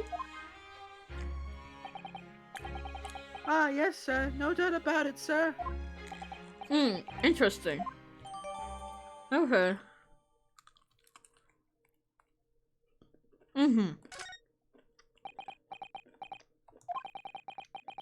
I thought it was an open and shut case at the time, you see. There were only 2 people at the scene, and Pat and me both saw it happen. However, which way you looked at it, it had to be the fellow who ran off and done it, I thought. I couldn't see the harm, really. I didn't think moving it all over the road would make the jot of difference. I suppose this is for me now. I've had it. My lord. Yes, Lord Ranchix. No. You don't get to bow. You didn't do shit. I believe that concludes the cross-examination of Yeah, you didn't do shit. It was all us deducting. You didn't do shit. You fucking he took the We're almost 2 hours on this Straight up. case, and he didn't say shit. You fucking objection. No, fuck you. Get out of here. Constable, you may withdraw. He committed tampering. Get him over here. Yes, sir. But I feel like it's like a light crime. I feel like he might have to pay a fine or something, but nothing like jail. Cause like I feel like he would say guilty. He would say guilty, try to get like a lighter sentence, all that. Plus he's a cop, so you know he won't do any jail. Yeah. Cause that's how it is in the real world. Mr. Prosecutor, sir. What become my Rowley? What will happen to him? The death penalty. Death penalty for moving a body. For moving a book. For now, you are free to go home. The police will contact you in due course. Please, don't punish my husband. This was all my fault. It's because I'm always moaning at him for coming home late. No. Leave it now, but let's go home. I'm tired. Aw, okay, I feel like they actually love each other now. Aw, okay, wait, that's really cute. All right then, my love. One last thing, Constable. Sir. Let this be a lesson to you. In a criminal investigation, every detail matters, however insignificant it may seem to you. Yes, Carve that lesson in your mind. Yeah, how about you, like, not waste, like, pretty expensive wine and glasses? Because I know you can fit a bunch of them in your asshole, but I know those ain't cheap. What, the ass or the wine? Never again make the mistake of tampering with He got a BBL in the Victorian era. Yeah. He got a BBL. Yeah, yeah, it was invented in the Victorian It was era. invented by Barack. It was invented by Barack Obama. That's why it's called BBL. Barack butt lift. Yeah. Never again, sir. You mean to say? Leave now. This trial is not yet over. Sir!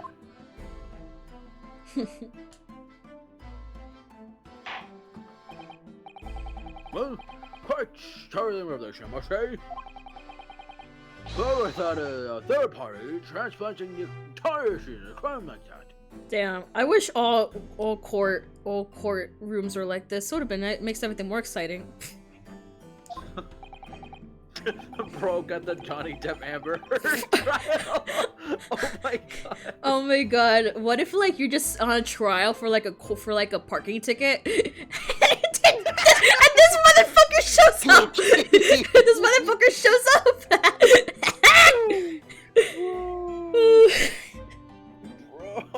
Oh my god. Indeed, my lord. Nevertheless, there are some mutual facts here. Principally, Imagine, like, your loved one is fucking dead and this fucking guy says, I don't give a shit about your love, I'm just trying to be right.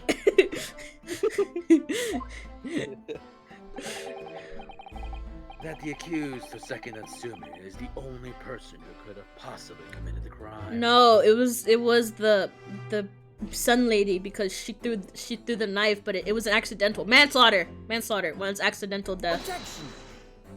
Because He isn't dead. Why is everyone saying she's dead? okay, accidental assault. No, I disagree. Okay, when everyone else has died, I mean, you kind of like have to assume that she's dead. Imagine someone just comes in and be like, "Oh my god, she died in the hospital." Oh my god. No, my armband.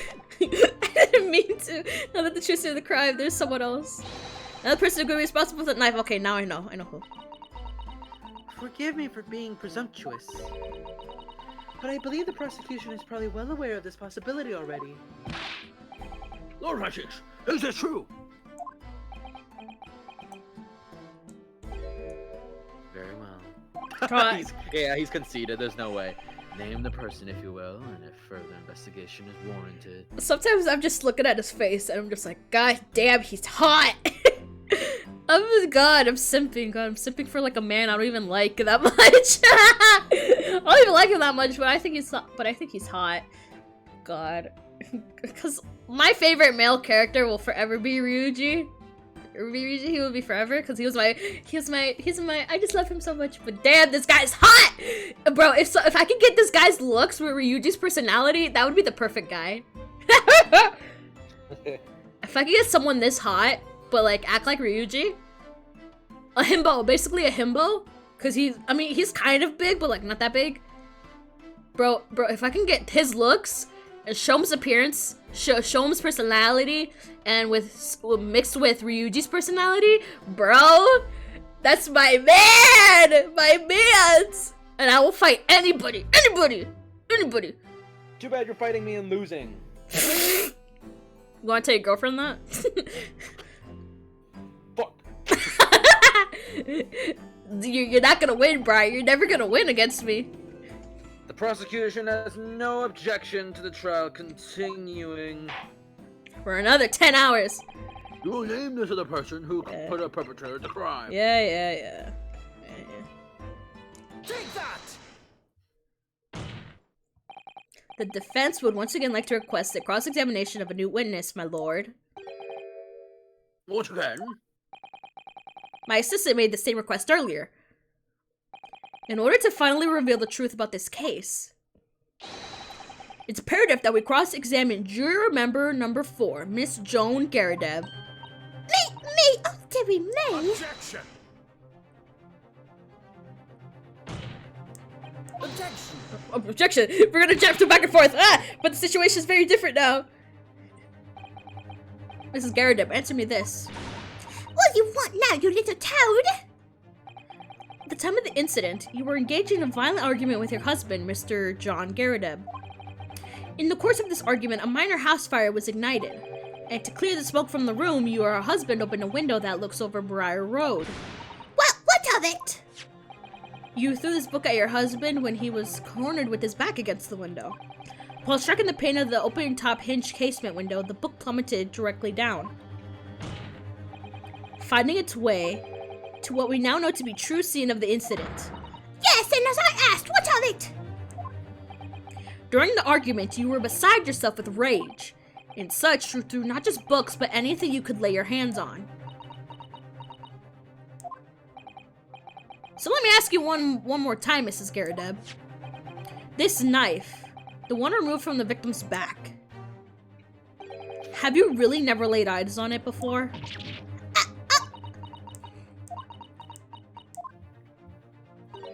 I don't recall it.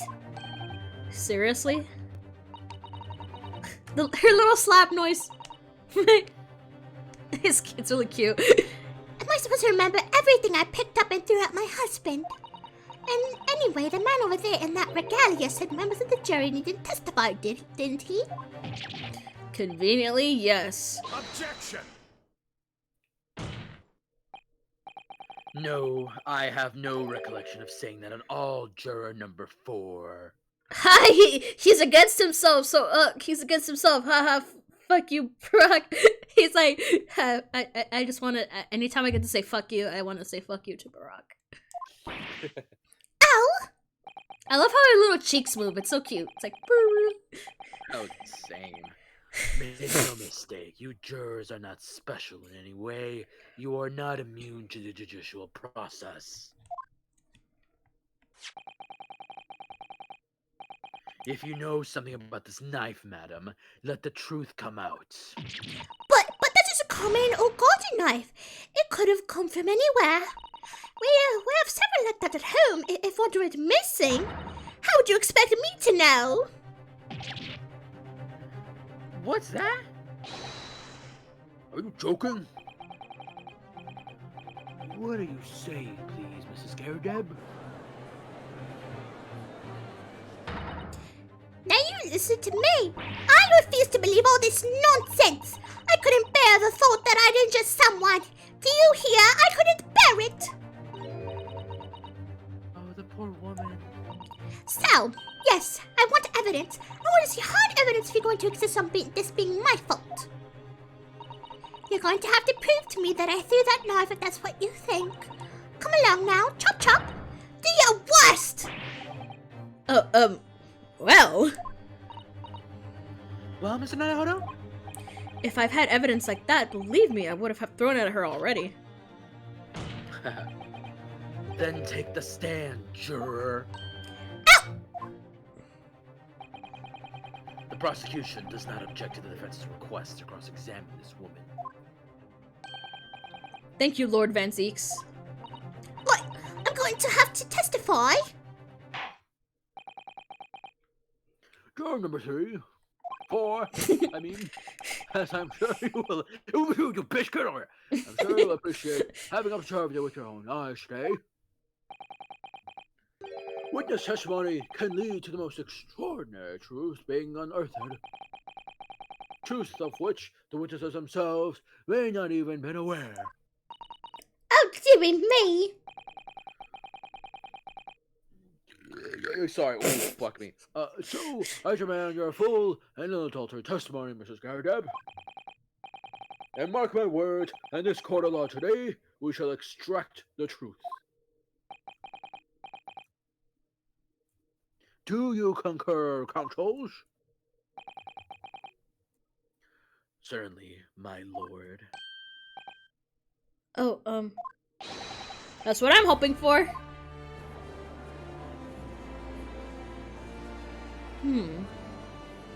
Oh, new angle. It's such a strange feeling. For the first time since arriving in this country, it actually feels real. Ooh, new angle. Oh, hi, Barack.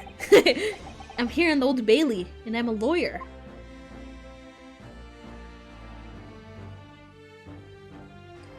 Oh dear.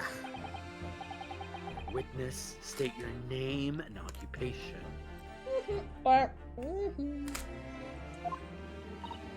Oh, yes, my name is John Garrett, and well, I'm a juror and such like. It sounds like even she doesn't know if she's a housewife or a maid or what anymore. The court is say your testimony is required in order to clarify matters in this case. Do you understand, madam? Yes, my lord. You will tell the court everything that took place in your household on the evening in question. And I warn you, do not attempt to hide the truth. Oh, dearie me. Oh, cute. Chin up, Joni. Nothing to worry about now. Oh, what? What are you doing here? I didn't know you were here, John. What are you doing here? How'd you even get here? Wasn't only you in the room that day, old thing, was it? Oh, damn! Kill old thing. Rather that I ought to testify as well, don't you? But what about your knee, dear? Don't worry about that. Hardly. I'm not the sort of chap to leave a comrade to face disciplinary action alone. Oh, John. I presume you are Mr. Joanne Codeb? He leaves it there. Yes, sir. Former second lieutenant of the 3rd Regiment of the 4th Northumberland Fusiliers, sir. Seen my fair share of action, and now living the quiet life, as it were. The quiet life. Were you not engaged in the incendiary battle with your spouse on the day in question? Ah, well, yes. Quite. I believe this may present our first in the proud history of the British court. Calling a juror to the witness stand is unprecedented. However, the court will hear your testimony now, juror number 4, and that of your husband. Yes, even I know too. You will recount clearly and concisely the events in your home at the time of the incident in question. Sir, at once.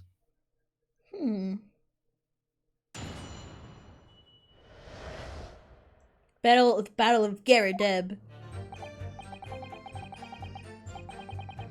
The day in question you're referring to, the wife and I have had a bit of a skirmish. Can't recall the reason now. Knocked the candlestick over and set fire to the carpet. Soon had it out though and got the window open. Meanwhile, I was picking up whatever I could find to throw at him. This cheating bastard. Plenty of knives around our place. Can't say I'd notice if 1 or 2 were missing, I'm afraid. If the bally thing in the victim's back really was one of ours, you'll have a job proving it, I think. The chip? I think we can. Oh, the chip? I don't Okay, know. let's see. Well, yeah, I don't know if Wha- I would say maybe press on that last statement. Yeah, because yeah. It sounds as though something. Although an entirely one-sided assault, it seems. The enemy caught us on the hop, sir. Had no choice but to dig in and take defensive measures. To be honest, the enemy had caught shelling us for another minute. We'd been toast. Of course, I better such myself. There's only too aware that on every battlefield, you're just a knot's whisker from death at any moment. Are we still talking about a marital quarrel here? Well, I must say I'm dubious that this testimony will shed any light on the origins of the jackknife. Oh, fuck you, Judge. What? In combat, one's focus narrows such that surroundings are barely noticed. These witnesses may not be able to offer anything more than they have testified already. This may be a dead end. Guys, literally, have you not seen what we've done? We've cooked!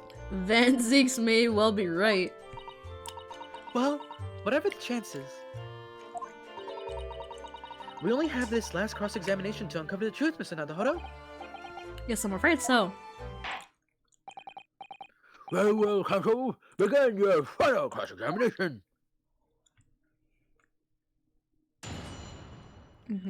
I wouldn't say press everything, but that last part right there, I'm starting to feel like that chip in the blade, which has not been addressed. I'm feeling that. I'm feeling that Okay. in like, you know, I'm feeling the feeling, the thought of the feeling.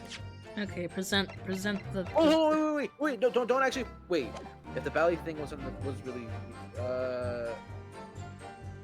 well, hold on. I think we have to prove that, like, maybe there's a chip in it first before we press. I don't know. I genuinely don't know, but like, I would press that in case. Hold it! I think. Okay. So you have no intention of admitting it was your knife, unless we can produce proof. Oh! Why you put it? Even though there's no other credible possibility Mr. Natsume is innocent. Objection! You forget my Nipponese friend. That has yet to be established that the accused is not responsible for the attack. Like, fuck off. So if I could forget, if there was some way to know who handled the knife. But I suppose wizardry like that is just a dream. Perhaps you're thinking of fingerprinting, Mr. Naruhodo. What? You mean it's not a dream? The sort of wizardry really exists? Whenever people touch anything, they leave behind a unique pattern from their skin, or so they say. But I can't see anything. Sorry, God, that was the stupidest thing I've heard here. There are already countries in the world where these so-called fingerprints can be used as evidence. Yeah, mine looks like a swirly. Mine just looks like a big old swirly. I remember I had to get fingerprinted for a job. I did it for 2 summers and I fucking hated it. I did that for 2 I did. No, I didn't. No. It was I had to do it for a job. I didn't do it. I didn't do it as a job, but like, obviously, I had to go to a police department to get your fingerprints done. Oh God. So now I can't commit arson. Ah!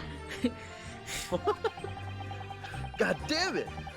Lord Strongheart is currently discussing the matter at the Ministry of Justice. Yes, I believe we're rapidly approaching an era of scientific methods of investigation. But for now, we shall have to find the alternative method of proving our assertion that this knife found in the victim's back was originally in Mr. and Mrs. Daredev's house. If only I could transplant the whole and set it to several years in the future. Okay. What do you think, Mr. Naruhodo? I've heard of that before. With the cross-examination, it's absolutely essential that we establish how the knife Yes, came I to be at the know. same incident. I should I'm sure both of them must be feeling very something, worried that it was in fact a knife belonging to one of their... Evidence. Okay, so evidence. Evidence. Yes, it would. We need evidence. Yeah. Okay, Honestly, hold on. I wouldn't get. Yeah. Okay. Maybe. Yeah. Let's try the knife with the 5th one then. My bad. I don't know. I'm just not too confident with. Or maybe they'll tell us something new with the knife I don't know. if we look at the tip again. Let me Or was see. there like an initials on it? There's no initial though. Nothing. Like on either side. I mean, I guess like open it for right now. Yeah. Wait, the tip. Just check the chip again. Yeah. Honestly. Oh, look here, Mr. Naruhodo. Just the tip. Yeah. Just hold B then. My bad.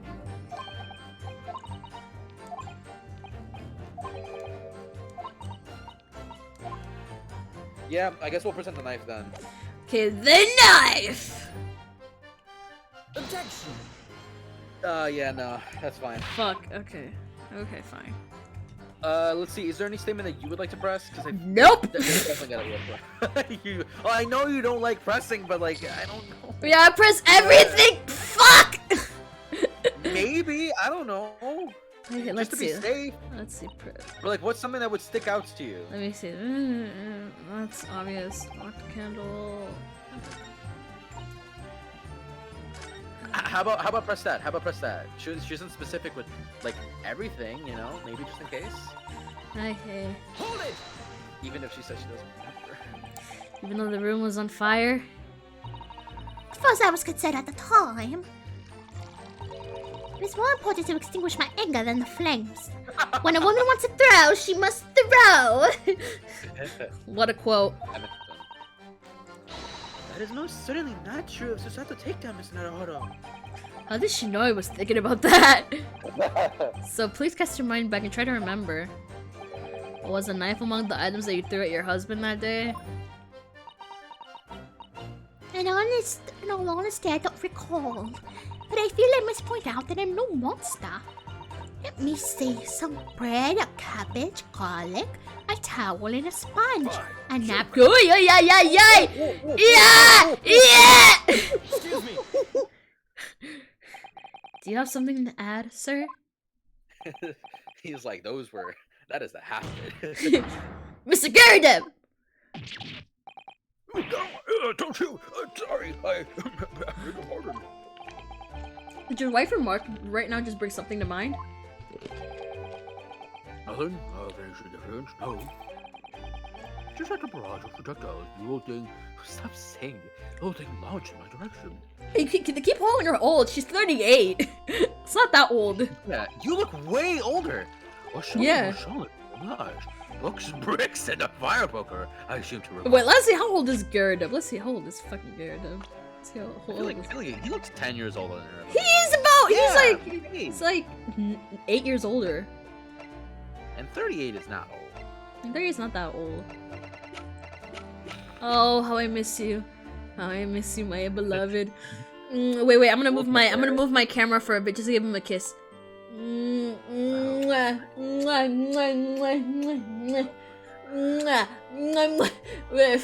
Fuck you, Bryan. I gave him a kiss. That's all I could do. That's all I could do as of now. Oh, my beloved. Ouch. And the woman's aim was uncanny, slowly directing. Good grief, woman! We're not at home now. There's a court of law. When I can't smoke this! Oh, dear me, ever so sorry, dear. I'm still mad at you. What's she even doing with a teapot in here? Honestly, John, I wouldn't have even thrown such things at you, obviously. Oh, look at this. And how do you suppose that happened, huh? Oh, the tape. Wait. Oh. Oh my god. Wait, I'm so sorry. I'm just thinking like Ace Attorney logic right now. Whoa. Oh my fucking god. What if the shard is in there? Bro, what if? Bro, that would be some Ace Attorney and Danganronpa shit combined, bro. That would be so. I'm. Knocked her clean with one of her soft projectiles into a dash. And what? When I went to pick the thing up, it was broken into. I like to see a sponge do that sort of damage. SpongeBob did it! I see your pipe was broken. It would never have been sent flying unless it was hit by something pretty solid. Does it work? Anyway, I managed to bandage the thing up for now. Does it work? That's what I'm thinking. Like, right? We've never seen him like properly smoke it. Maybe Yeah. because it doesn't work. Because there's something lodged. Yeah. That's what I'm thinking. Hi, you want to exaggerate, aren't you, dear? I wonder what we can make it. It could be important. I'm always gonna say it's important. super important. Always. Feds believes Mr. Garrideb's remarks just now to be of great significance. Objection. This war veteran's words only tell us one thing. Betray a fiery wife and pipes as well as hearts may be broken. Yeah, Bryan. When you take the extra step with your girly friend, no, I shouldn't call it that. You better remember, betray a fiery wife and pipes as well as hearts may be broken, Bryan. So you better treat her right. Don't worry. Oh yeah, I love his girlfriend. I love his girlfriend. Yeah, but I love her more. Really Yeah, no enough. shit. Yeah, no shit. That's clarifying. No shit. You kiss her on the lips, of course. Objection. You never. I've seen you kiss her. Shut up. I've seen you give her a kiss like. Someone's jealous. That's all I'm saying. I'm not jealous. I'm just saying, no shit. You love her more, bro. We're a platonic friendship, me and his girlfriend. Obviously, we're at a nice, good friendship. Hell no. We're platonic, platonic friendship, platonic friendship. Any relationship. You know what? You guys are strangers now. That's all I'm saying. We're platonic. That means like friendship stuff. We're platonic. That's it. I don't know. Platonic. And then you guys are here. I don't know what you guys are doing. I'll be right back. Give me a second. I gotta do un segundo.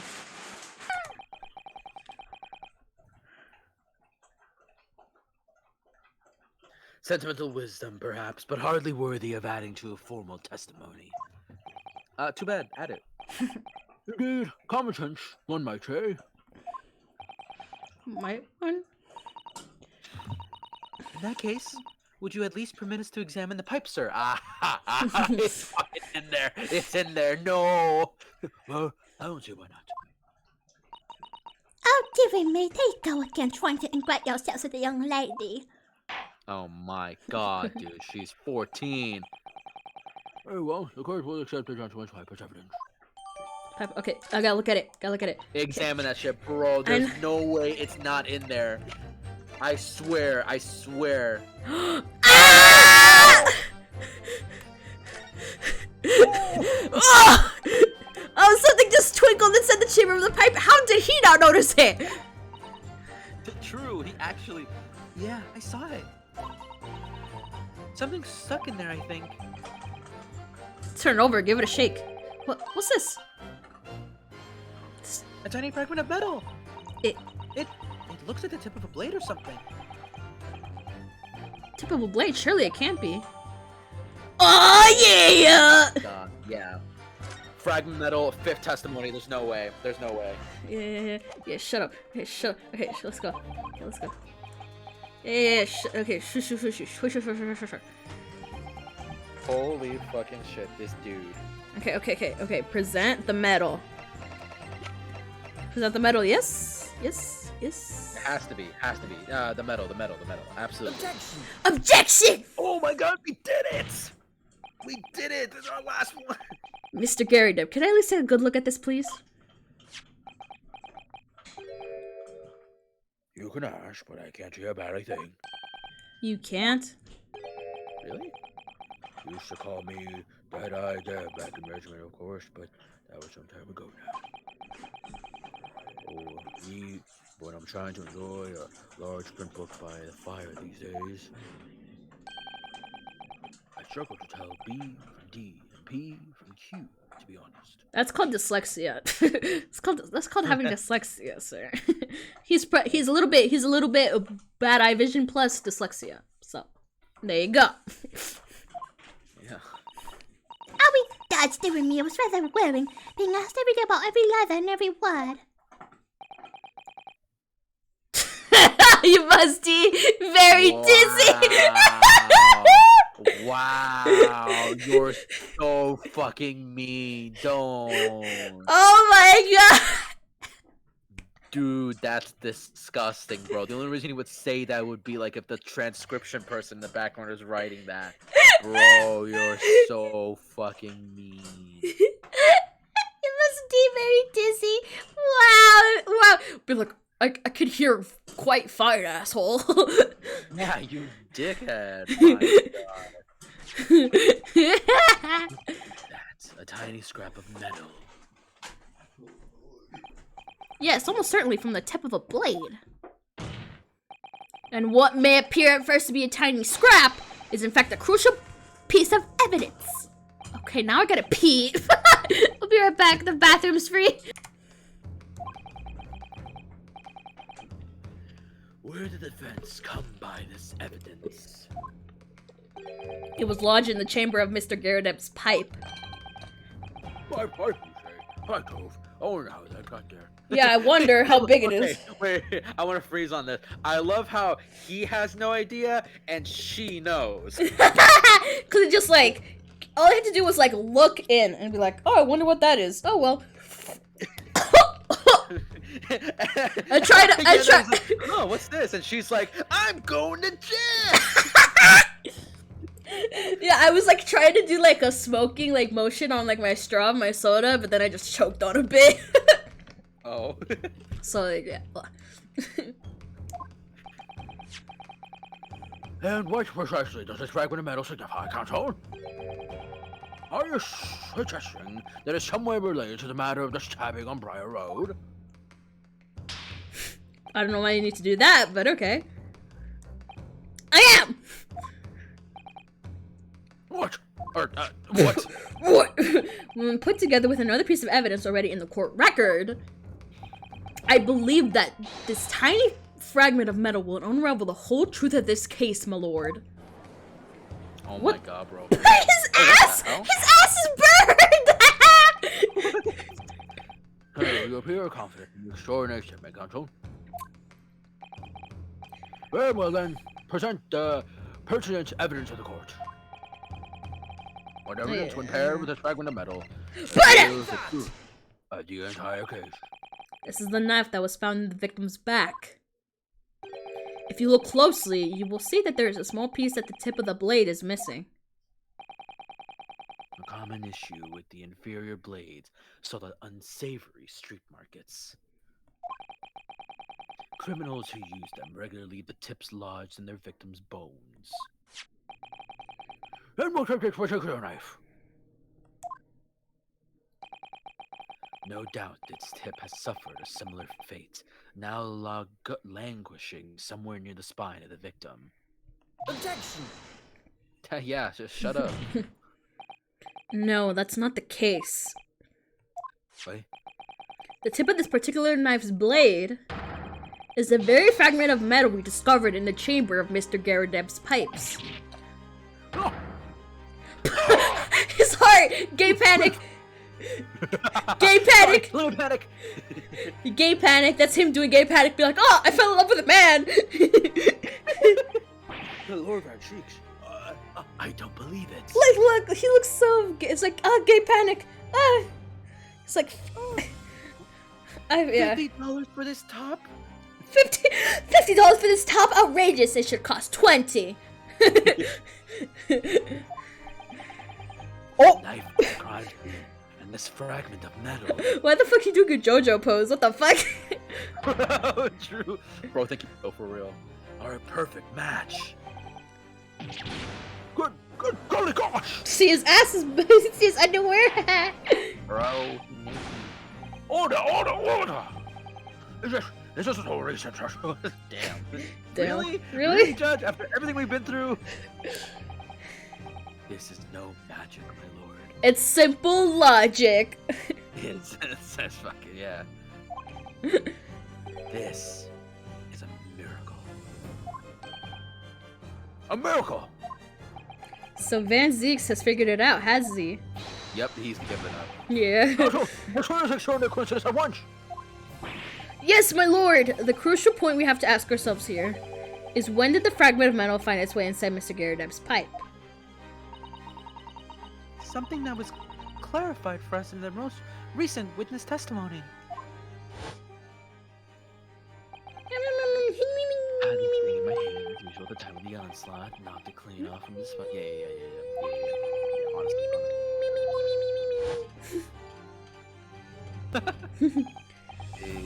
Oh, dearie me. During the argument between those two occurred just as the victim was on the pavement below. Mrs. Garrideb flung this knife at her husband. However, the knife missed Mr. Garrideb instead of striking the pipe in his hand at the time. Which caused the tip to break off, of course. Good lord! Yes, and that's when the tiny tip of the blade found its way inside Mr. Garydeb's pipe. The chances are 1,000,000 to 1. Yet there's no other credible explanation for how the tip of the blade ended up in your pipe. Then, after losing its tip, the knife ricocheted off the pipe and flew out of the open window. I was right all along, I knew it came from the fucking window. In short, this knife, which fell from the window of the Garydeb's house, oh, that swing around, is the very same knife that struck the victim in the middle of the back on the street below. Oh gosh, oh dear, oh. Oh, I love how she needs a little box to step on. I just noticed the box.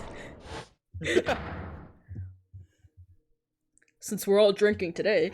There's no actual way, right? A full-bodied theory. I'll give you that. A complex bouquet of seemingly trivial points plausibly arranged to create an almost passable vintage.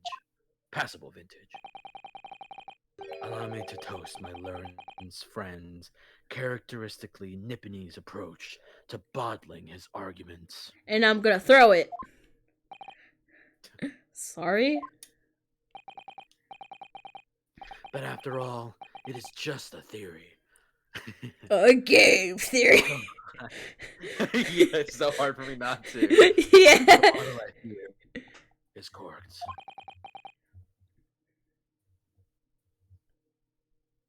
Because you see,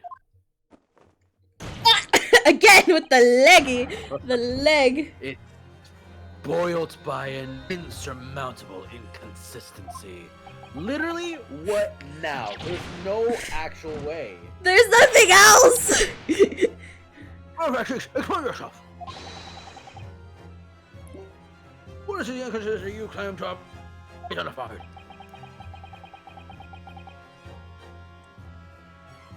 An inconsistency of the simplest nature, my lord.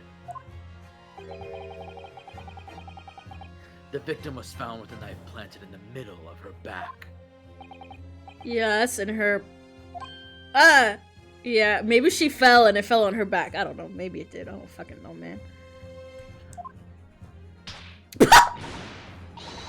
Oh my god! Why'd you slap him? That's right, you silly little man. Oh, it healed! Now, Dorado King, what are you getting so excited about? Let us consider the basic facts of the case once more. The victim was walking along the pavement before being stabbed in the back and falling to the ground. If the knife that struck her had fallen. Oh, guys. There's no possible way it could have planted herself in the victim's back. In his ass, you know, like those ice cream cones when they like stack on top of each other, like you have to like pull one out to get the other one out. Oh The cups are like that in his ass. Oh my god, because there's no other place he has them.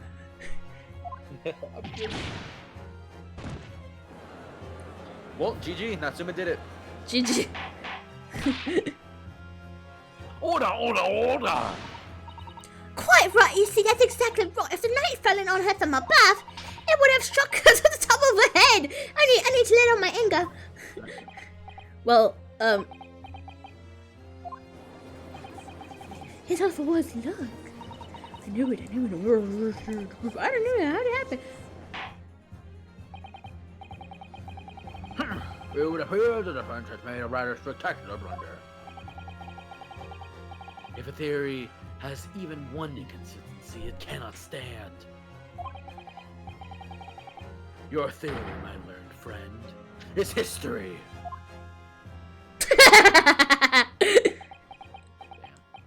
We're so close. I could see the truth. I was so sure we were on the right track. But now the way he has blocked him out completely by just one simple inconsistency. Or in That's other so words, stupid. in other words, Or in other words, we simply need to eliminate one inconsistency. The theory will stand. Yeah, what? How are we gonna do that? Mrs. Zato! You mustn't worry, Miss Naruto. You were just caught off guard, that's all. And your mind went blank. But if the path we're on is indeed correct, then a way will present itself. The key to this is the court record, I'm sure. All the information you need is Okay, there. evidence. Okay, got you. It seems you've been to save my Nipponese friend. Well, your silence speaks volumes. Attack into your acceptance that your theory is fatally flawed. Objection! Objection! Ah. That's how he said it. Objection. I mean, I need to sharpen my mind. He's just crying when he says objection. It's a test. Cosmo put me up to it. I know it. He's alive somewhere. Yes. If the knife fell on the victim from above, there's no way that it could have hit her in the middle of her back. Under normal circumstances, that is. What are you implying? Magic! No, I'm just kidding. Oh god. Counsel! There is a piece of evidence in the court record that can explain this inconsistency. That can explain how the knife that fell from above could have pierced the victim's back. I don't know how. I don't know. We already have the answer. Goodness! Utter madness. Surely this must be the last time. Hopefully. Okay, present the Counsel, evidence. present the evidence to which you speak. You got this. Final piece. If I can actually make sense of this. Okay, I got 4 tries. My armband! It has to be one of them. You got this. No, it has to be my armband. No, I'm kidding. Local map. Okay. Explains how the falling knife. I'm gonna look at I'm each being one. honest, I know this, yeah. Yeah, shut up. Okay, so like, of course it'd be funny here. Okay, this doesn't do shit. Okay. No.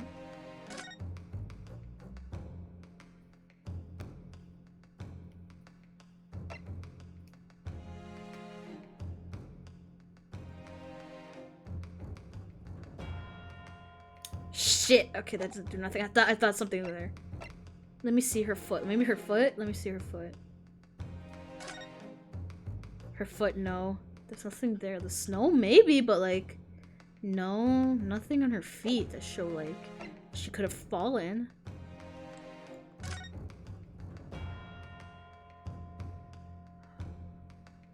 Oh!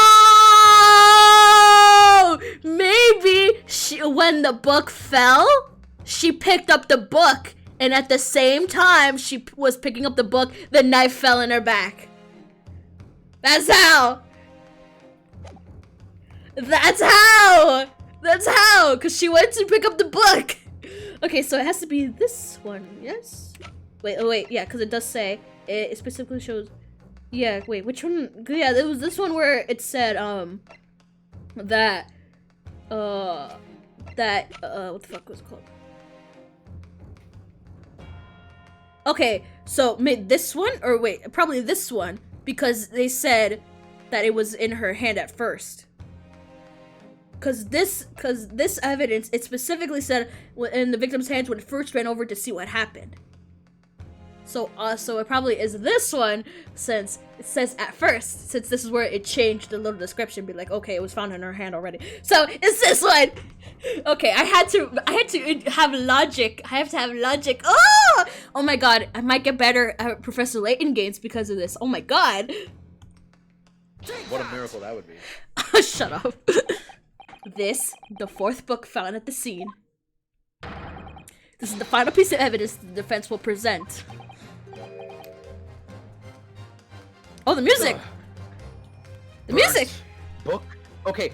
One thing I want to say, this theme, I'm sorry, remember how I said the truth theme was the one we haven't heard in a while? We heard that in the 3rd case. This one, we haven't heard. We did not hear this one in the third game because the truth never really got to that point. This song, banger. Okay, this song is like da da da da. My head is like. Dun. Okay, yeah. Okay, yeah. This song's good. Yeah, no, cool. We have not heard it since the first game. It's been way too long. It's not done, Mr. Carter.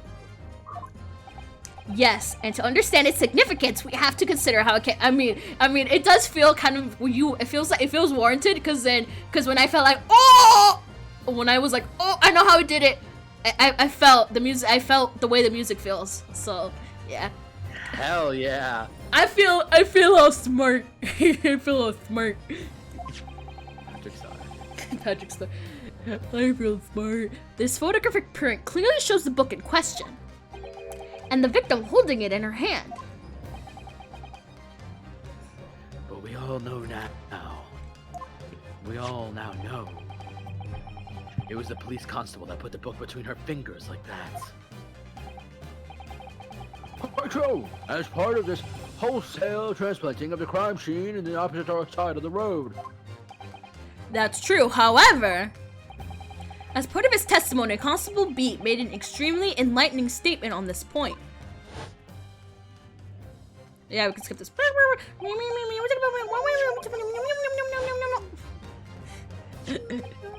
In other words, the victim had already picked the book up of her own volition.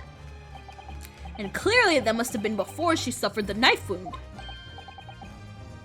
Well, I wasn't say so.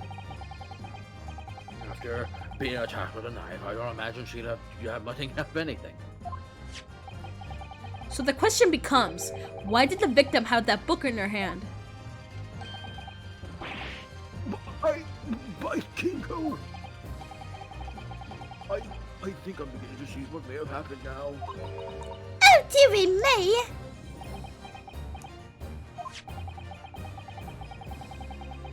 We know that the book fell from the top floor of the Garrett household onto the pavement below.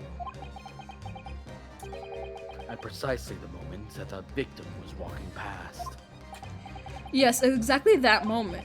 The young woman was walking along the street in the light fog, when all of a sudden, a book fell right in front of her. The book I threw?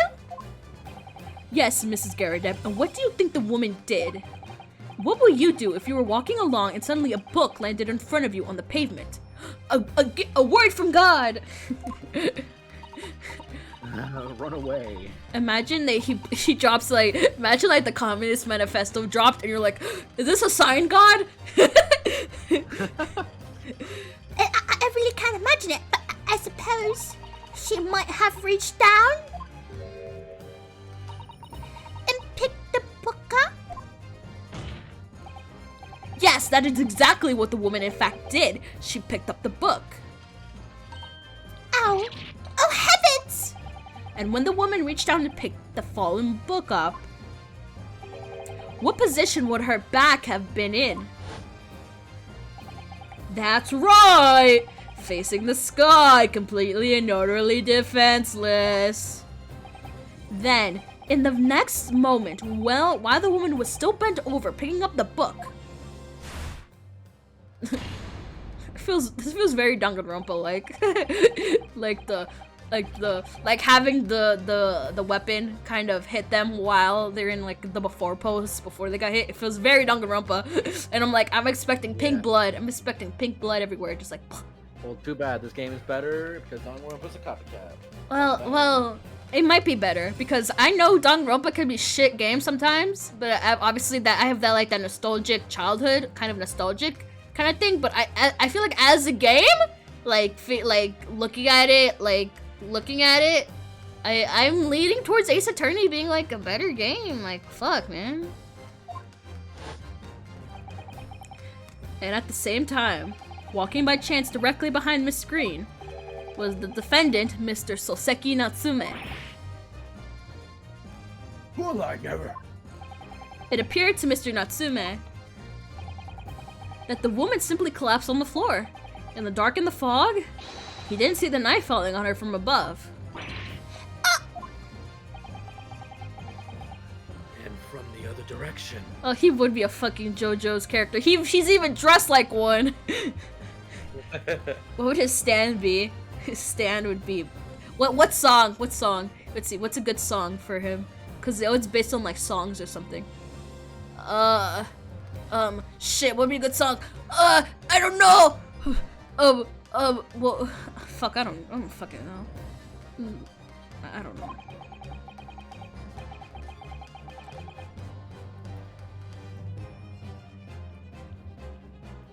And the constable and his wife saw no one but the victim and her apparent attack.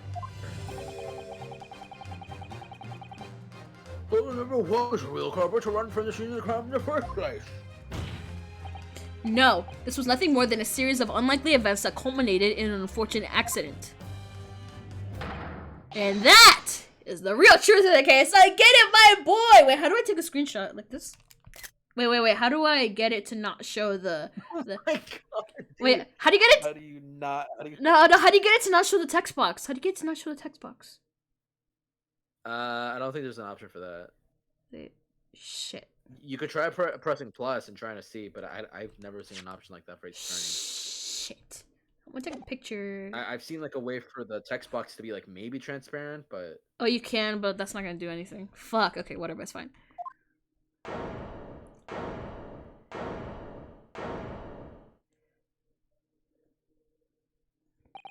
Well, Mr. and Mrs. Garadeb?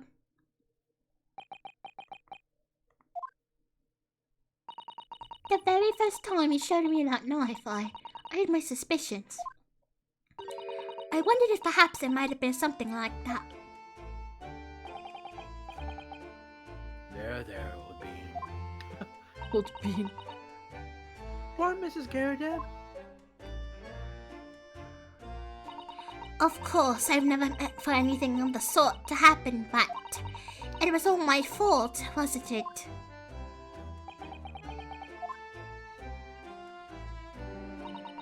I take full responsibility.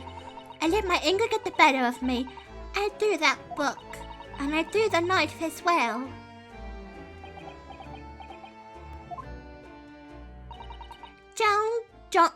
John, dear. It's all right. I know. I'm ever so sorry. Truly. I'm sorry!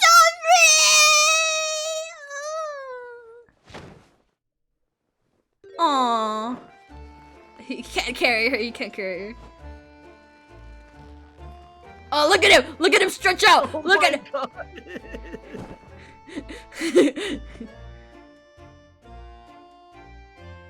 I like how some of the jurors are looking away.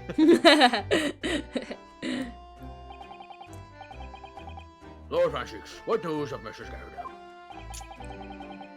She's been taken to the infirmary. It would appear that today's events had left her in an especially flustered state. However, I believe she will recover in due course. There is no cause for worry.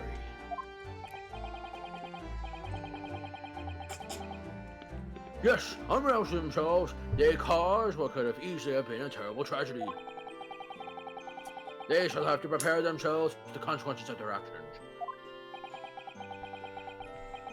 There is a good news, however, my lord. I have just had word from the hospital where the victim is being treated.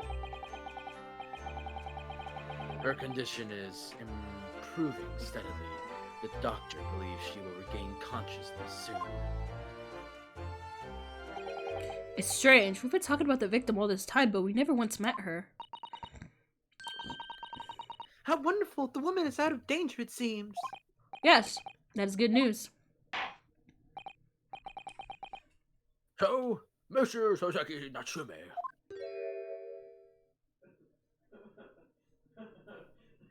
Me? Yes. On behalf of my fellow countrymen, I would like to take this opportunity to beg your pardon, sir. You came from a distant eastern island to study our great British culture. and have been repaid with immeasurable kindness. Please accept our heartfelt apologies.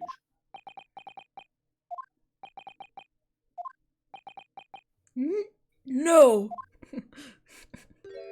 Fuck you. I'm suing. No, it is me who should be begging your pardon. Oh no, Mr. Natsume. Why did he look like that when he said that? Oh no, Mr. Natsume. That evening, when the young woman just collapsed on the pavement before my eyes. I jumped to the wrong conclusion again, in my confusion. What conclusion, sir? That I killed her. I was sure that the woman was dead. Yes, Constable Beats said the same thing, didn't he? He thought she had been killed too. I suppose she must have looked completely lifeless.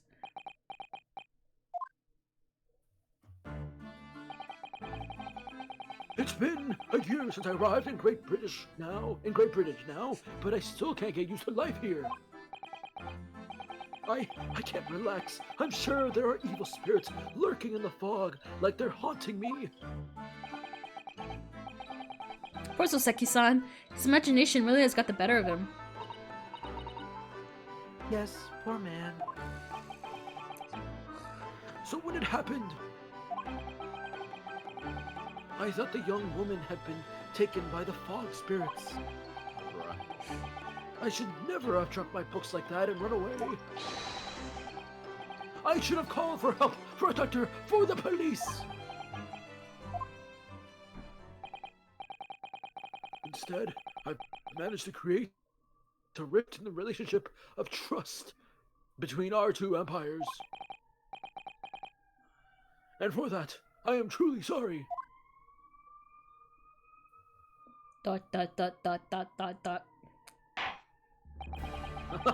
Wait, they replaced the jury member with Karadev, the other Karadev. Oh. One could indeed say that a mischievous spirit has been at work, I think. One that created a chain of unfortunate mishaps.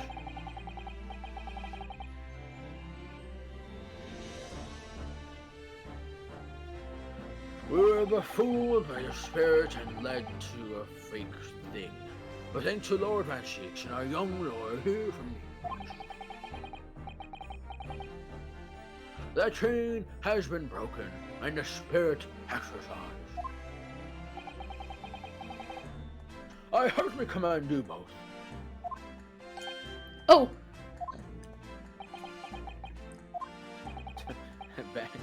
But better not fucking bow. Now then, ladies and gentlemen, to the jury. Yes, my lord. In concluding this trial, I must ask one last time for your decisions regarding the defendant's culpability. Are you ready to present your findings to the court?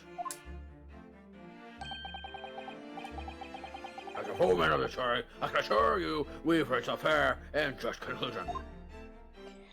I do declare the truth can be extremely cruel at times.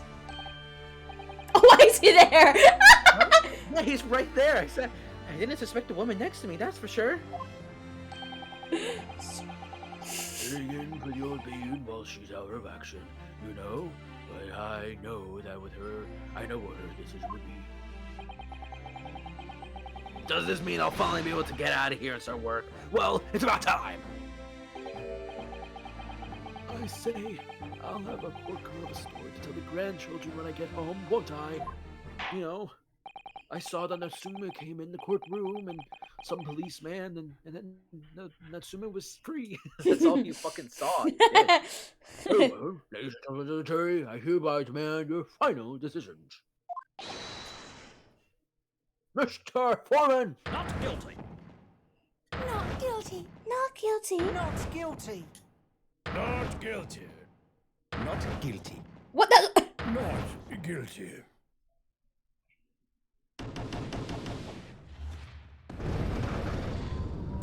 Ha! You lose again. Damn. You lose again, Barack. You lose again, purple guy. Yeah, and this time we won fair and square. Yeah, there was, Very well, yeah. Mr. Sasaki Natsume, I hereby pronounce you. Yeah, there was no buffoonery, shenanigans, mischievous stuff happening. We won Yeah. fair and square. This time, blood didn't just appear.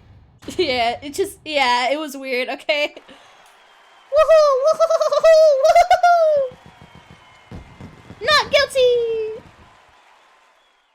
We did it! Yeah, we did it! We did it! And finally, Mr. Natsume. Oh, yes, Lord Sir. You are now a free man once more. It is my hope that you will continue to further your education in the British culture. And may you never again be brought before me. Yeah, I'll just kill someone in secret. Fuck my... Oh, yes, sir, of course. On my life, I swear I'll never set foot in the courtroom again. I'm transported to tears. Thank you, counsels. Court is adjourned. Action. Another trial has been completed. 20 as February. Yeah. Our third one. Oh, Locum! What? Can I get shows back? The trial's over. I need shows in my life. Give it back to me, Gabe. Give it back to me, Gabe. Wait, you mean me? Of course! Hi, isn't there another Locum here? Is there even one? Compared to the original locum student, Mr. Naruhodo Esquire, your name has become rather short, hasn't it? What's wrong with us using my actual name? Oh, at last I'm free, I'm free! Joyful, joyous, jubilant jubilation! Heady, hearty happiness, hurrah! Oh, I'm pleased. Miss Natsume is delighted. Would it be so hard for you to just say that then? Yeah, stop being so fucking happy. Locum, you did it! You saved me from the brink! Well, what happened to the poor woman who was in no way your fault after all? I'm just glad everyone can see that now. No, not that! Lovely, loyal Locum lawyer! Yes? I mean, as I said before, I have just never got used to life here in Great Britain. Every time I look over my shoulder, I see foreigners. I see towering brick buildings. Then from high up windows, I see them looking down on me, laughing. Look at that little hunchback. Oh dear, I'm sure it's all in your head, Miss Natsume. But today, you, Locum lawyer, made me I gloom the boot. What? You stood firm behind the burial bench before all those babbling British. You battled to the bitter end, laying bare the baffling truth. Okay, what was it? When it's a bunch of same letters at the same time? Annotation. No, when it's a bunch of when it's a sentence and there's a bunch of the same letters. Onomatopoeias. No, like the B's, like there's so many B's in a sentence. What do we call that? Fuck. The anemone. Onomatopoeia. No, anemone. No, it was what was it called? There's a word. It's onomatopoeia. It's literally onomatopoeia. I know it's onomatopoeia. Is that I'm not talking about specific words. You battle to the bitter end, like bear to the baffling. Like the B sounds, like the same B sounds at the beginning of words. Yeah, that's what I meant! And when I beheld the blinding fireworks among the beams of the valley's roof, I bellowed. See, so many B's. Behold the best barista ever born! Well, that's very flattering, and we're very pleased for you. This has given me a wonderful anecdote to recount to my old friends back in Japan. I was framed for murder! I was afraid. An anecdote? Is that what's become of all my hard work? Oh, there you are, my dear fellows. Yes!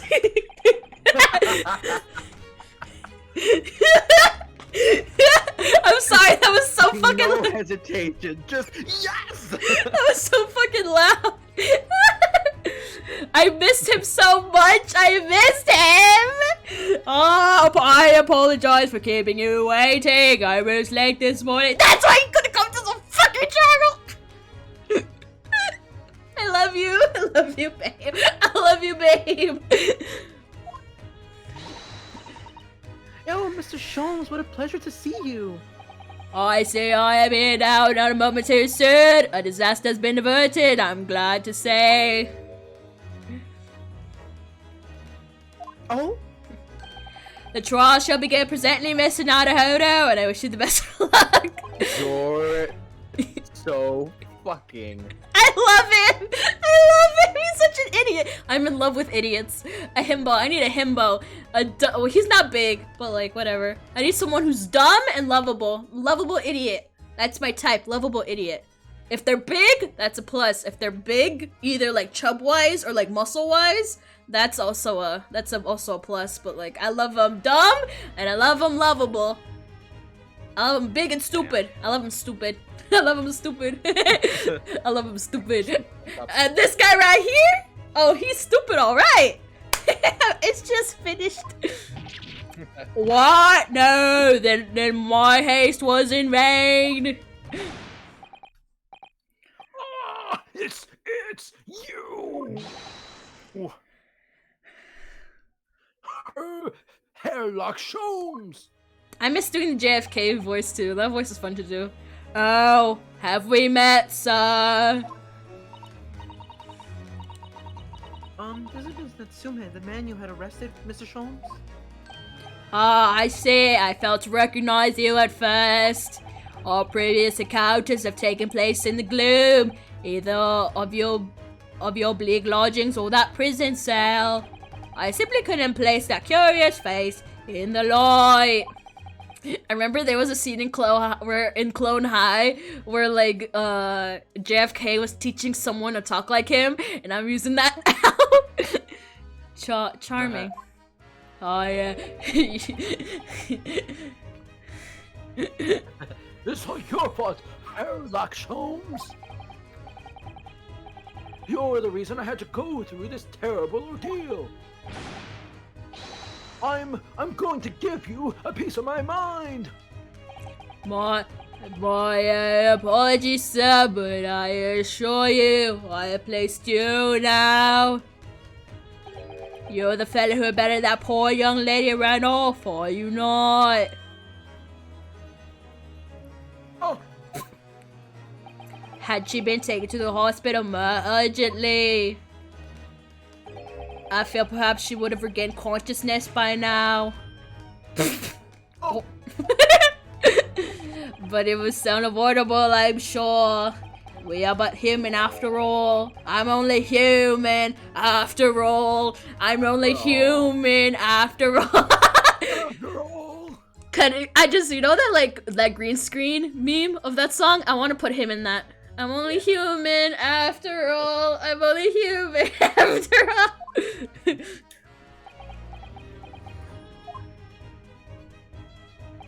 I wanna do a cover as JFK Sholmes of like a song. I wanna do some stupid ass parody song of like me as like JFK Sholmes. I wanna do that. That'd be so fucking stupid, but I would love that. I was. Wait, you go? No, I was good. Oh, no, I was just being stupid. You go. Just continue. I do feel very badly about how I behaved. If you have any song recommendations for me to do as JFK Sholmes, give it to me. Well, It's a no. spider. It's a bitsy spider. No, I want a long song. I want to do a stupid cover. That would be so, I would love to do that. Well, never mind. Now then, what was it you wanted to say to me, sir? Nothing. Ah ha ha ha ha ha! Priceless! Oh, I am sorry, really, but that was quite priceless. I want to see an anime of this because I want to see the voice actors like do like these characters. I feel like that would be really fun.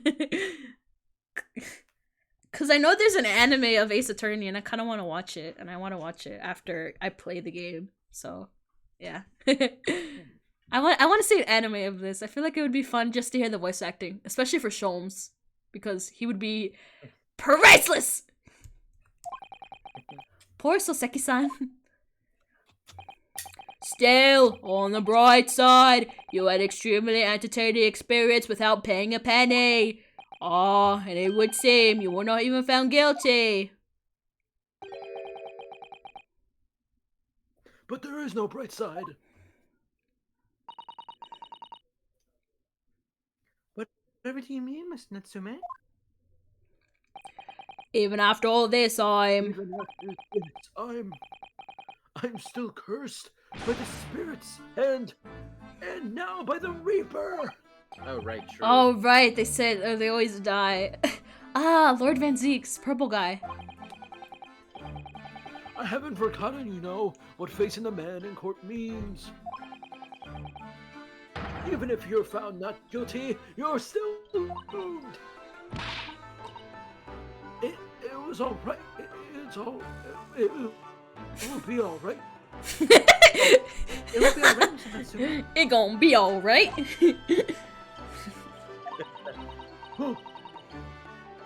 If the Reaper appears trying to make trouble, I will protect you. With my Susato takedown! Come here, Ionosuke, as an example! Yeah! See?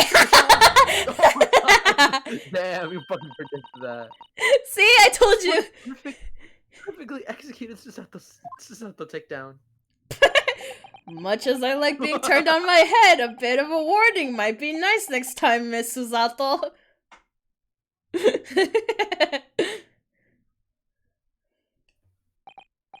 So, Mr. Natsume, what do you intend to do now? You mentioned something about recounting your experiences to your friends back in Japan.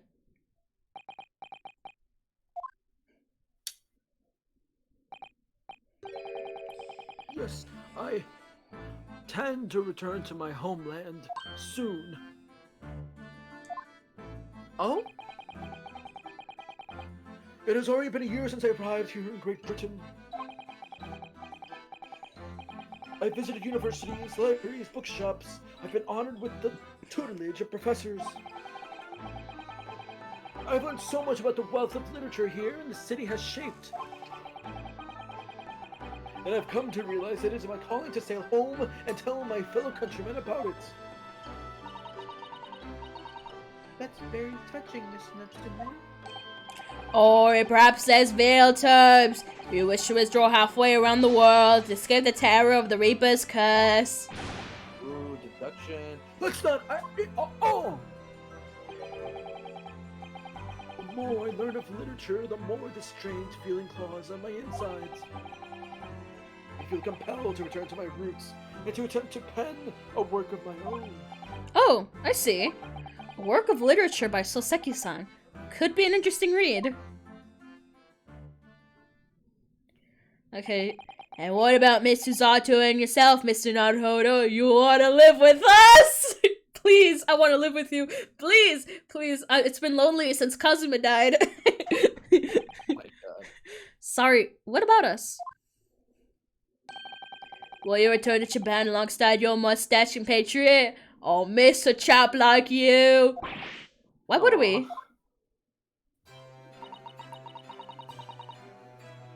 A week has not passed since we arrived in London, Yeah, like 3 days passed. and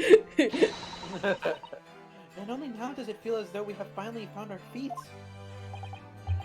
And you all commentated in a hotel at present, or you not? That's right, but we need to find lodgings before it bankrupts us. Sleep at your house! Actually, we can only afford another 10 nights before our entire budget is exhausted. Well then, you could take my lodgings. Oh, the windowless room? Ah, but it lacks in windows and more than makes up with a floor, a ceiling, and walls. It's basically it's a cube. It's just a cube. You live in a cube. I live in a cube. Great. And of course, I'd be happy to leave behind the accursed evil spirit. Oh my! An evil spirit? Oh yes. It tries to suffocate you while you sleep. It's an infallible wake-up call. Well, think about it, if that's alright. Perhaps I can offer a more welcome alternative. Please stay at your house. At your house. Would you consider taking logics with me? Yes! Yes! Yes, please. Yes, please. Really? Well, a vacancy has conveniently presented itself. Though it is up in the attic, I might add. Are you sure it isn't just a storage loft? I spoke with the landlady this very morning on the matter of price, and Iris is cleaning the room as we speak. You must come at once. I presume you have no luggage to speak of. Be right back.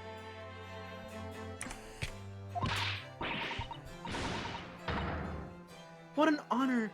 Be invited to take lodgings in the Great Detective's office's attic. I'm too overcome for words. Same, girl. Same. So suggesting we look elsewhere is out then. Damn, Naruhodo does not want this. Then it's settled. Iris will prepare a welcome dinner this evening. You're making a 10-year-old prepare dinner? Damn, Sholmes. Damn. Damn, boy. And you must come too, Mr. Natsume. I insist. I don't know what to say, but thank you, and yes. Wonderful. Then I'll go and complete the paperwork for the formal release, Miss Natsume. I shan't take long. Somebody's happy. I mean, somebody's happy.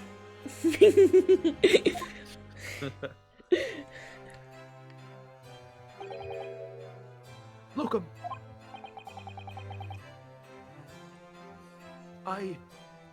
I knew that you wouldn't let me down. I truly delighted to have met you here in London. Likewise, Mr. Natsume. It's been a privilege meeting you too.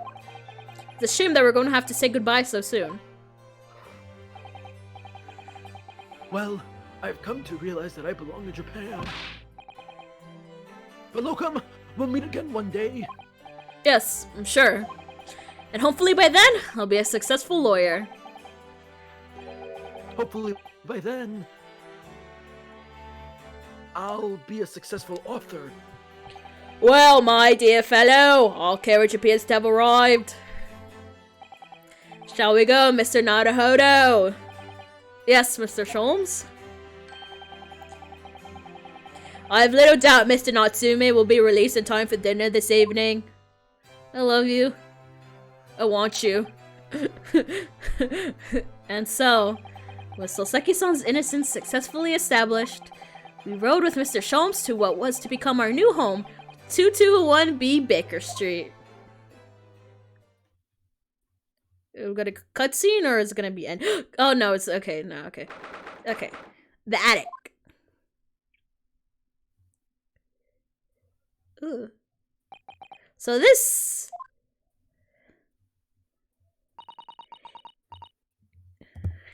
It will be our new office, yes. Our office. I rather like the sound of that. Me too. It's simply wonderful, isn't it? I hope you can see this, Kazuma. It's only a small step, but I'd like to think we're getting a little closer to your dream now. So, my dear fellows, do you like the place? Is the dog assume naked? Oh my god! Without his little jacket, he's quite dapper little fellow. What? I like this guy a lot. literally, for me to be simping, to be like going very hard emotionally over this man. Oh my god, he's going in my Tupperware. Do you know how big you have? Do you know how? Yeah. You have to be a super big deal to be in my Tupperware, and he's going in. You're gonna be so upset for this one. That's all I'm saying. Fuck! Anyway. Fuck! He's not gonna be in. That means he's not gonna be in it. Shit. Okay. Okay. Oh no, it's even worse. Anyway. He's gonna die. What? But you said he wasn't gonna be. But you I didn't say he was gonna die. But you said I said he's not gonna be in it, and you were like, you wish, or like you're like what, or worse. You would say it's worse, and I'm like, what's worse than that? Onward. It's a delightful room, Mr. Sholmes. I simply adore it. Like I adore you. Good, I'm pleased to hear it. Iris and I delighted to welcome you. Oh, yeah, she's here, yeah. I hope everyone's hungry. It's nearly time for dinner. We'll eat as soon as Mr. Natsume arrives. We have a lot to celebrate.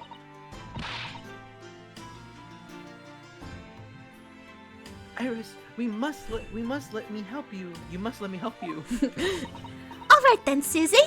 You can be in charge of the salad. Splendid. I love you. I love. Oh god. Okay. So, Mr. Naruhodo, how does it feel to have your own office in the capital? It's very exciting, actually. I can't help wondering what adventures await us. Ha ha ha ha ha ha ha! Those were precisely my sentiments when I first established my office at these premises. Until I discovered the dark truth about the city of London, that is... that it sucks? Sorry? London is a glorious place full of wonder, opportunity, prosperity, and mirth. I brought you myrrh. Oh wait, shit, wrong one. I was gonna say, I thought it was gonna be like the murder. Judas, no, but it's a different word. God, I'm so fucking stupid. But the brightest of lights. Oh. Cast the darkest shadows, cast the darkest of shadows. Shadows? What do you mean? Well, I believe you're well aware of the murkiness that lies a bit behind London's facade already. So, once again, Mr. Naruhodo. He makes me happy. Welcome to London. I love you. I love him so much. I love him so much. I love him. Of course, at the time, I had no idea of the significance of those words Mr. Sholmes so casually spoke, but it wasn't so long before my turn came to lift the facade and see the true depth of the murk that lay behind it.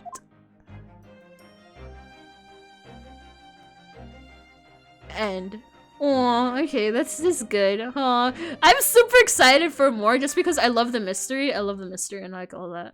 I want more Sholmes, but Bryan's telling me I'm not gonna get a lot of it. So Bryan's Let me just say that I wish we all had more Sholmes. Yeah, but I feel like it's just like this fucking chapter. He's not gonna be fucking in it. Ugh, it's so sad, but I must deal with it because I know there's just gonna be little specklings of Sholmes in it, but that is what it is. So thank you everybody for watching this. We're gonna continue whenever we can. He's always, it's up to Bryan whether we record or not. I'm always free since I'm trying to make YouTube a thing, and YouTube is a slow goal, baby. But yeah, so thank you, and this was The Yuton Saiban. yes, Space Island Gamers. Goodbye.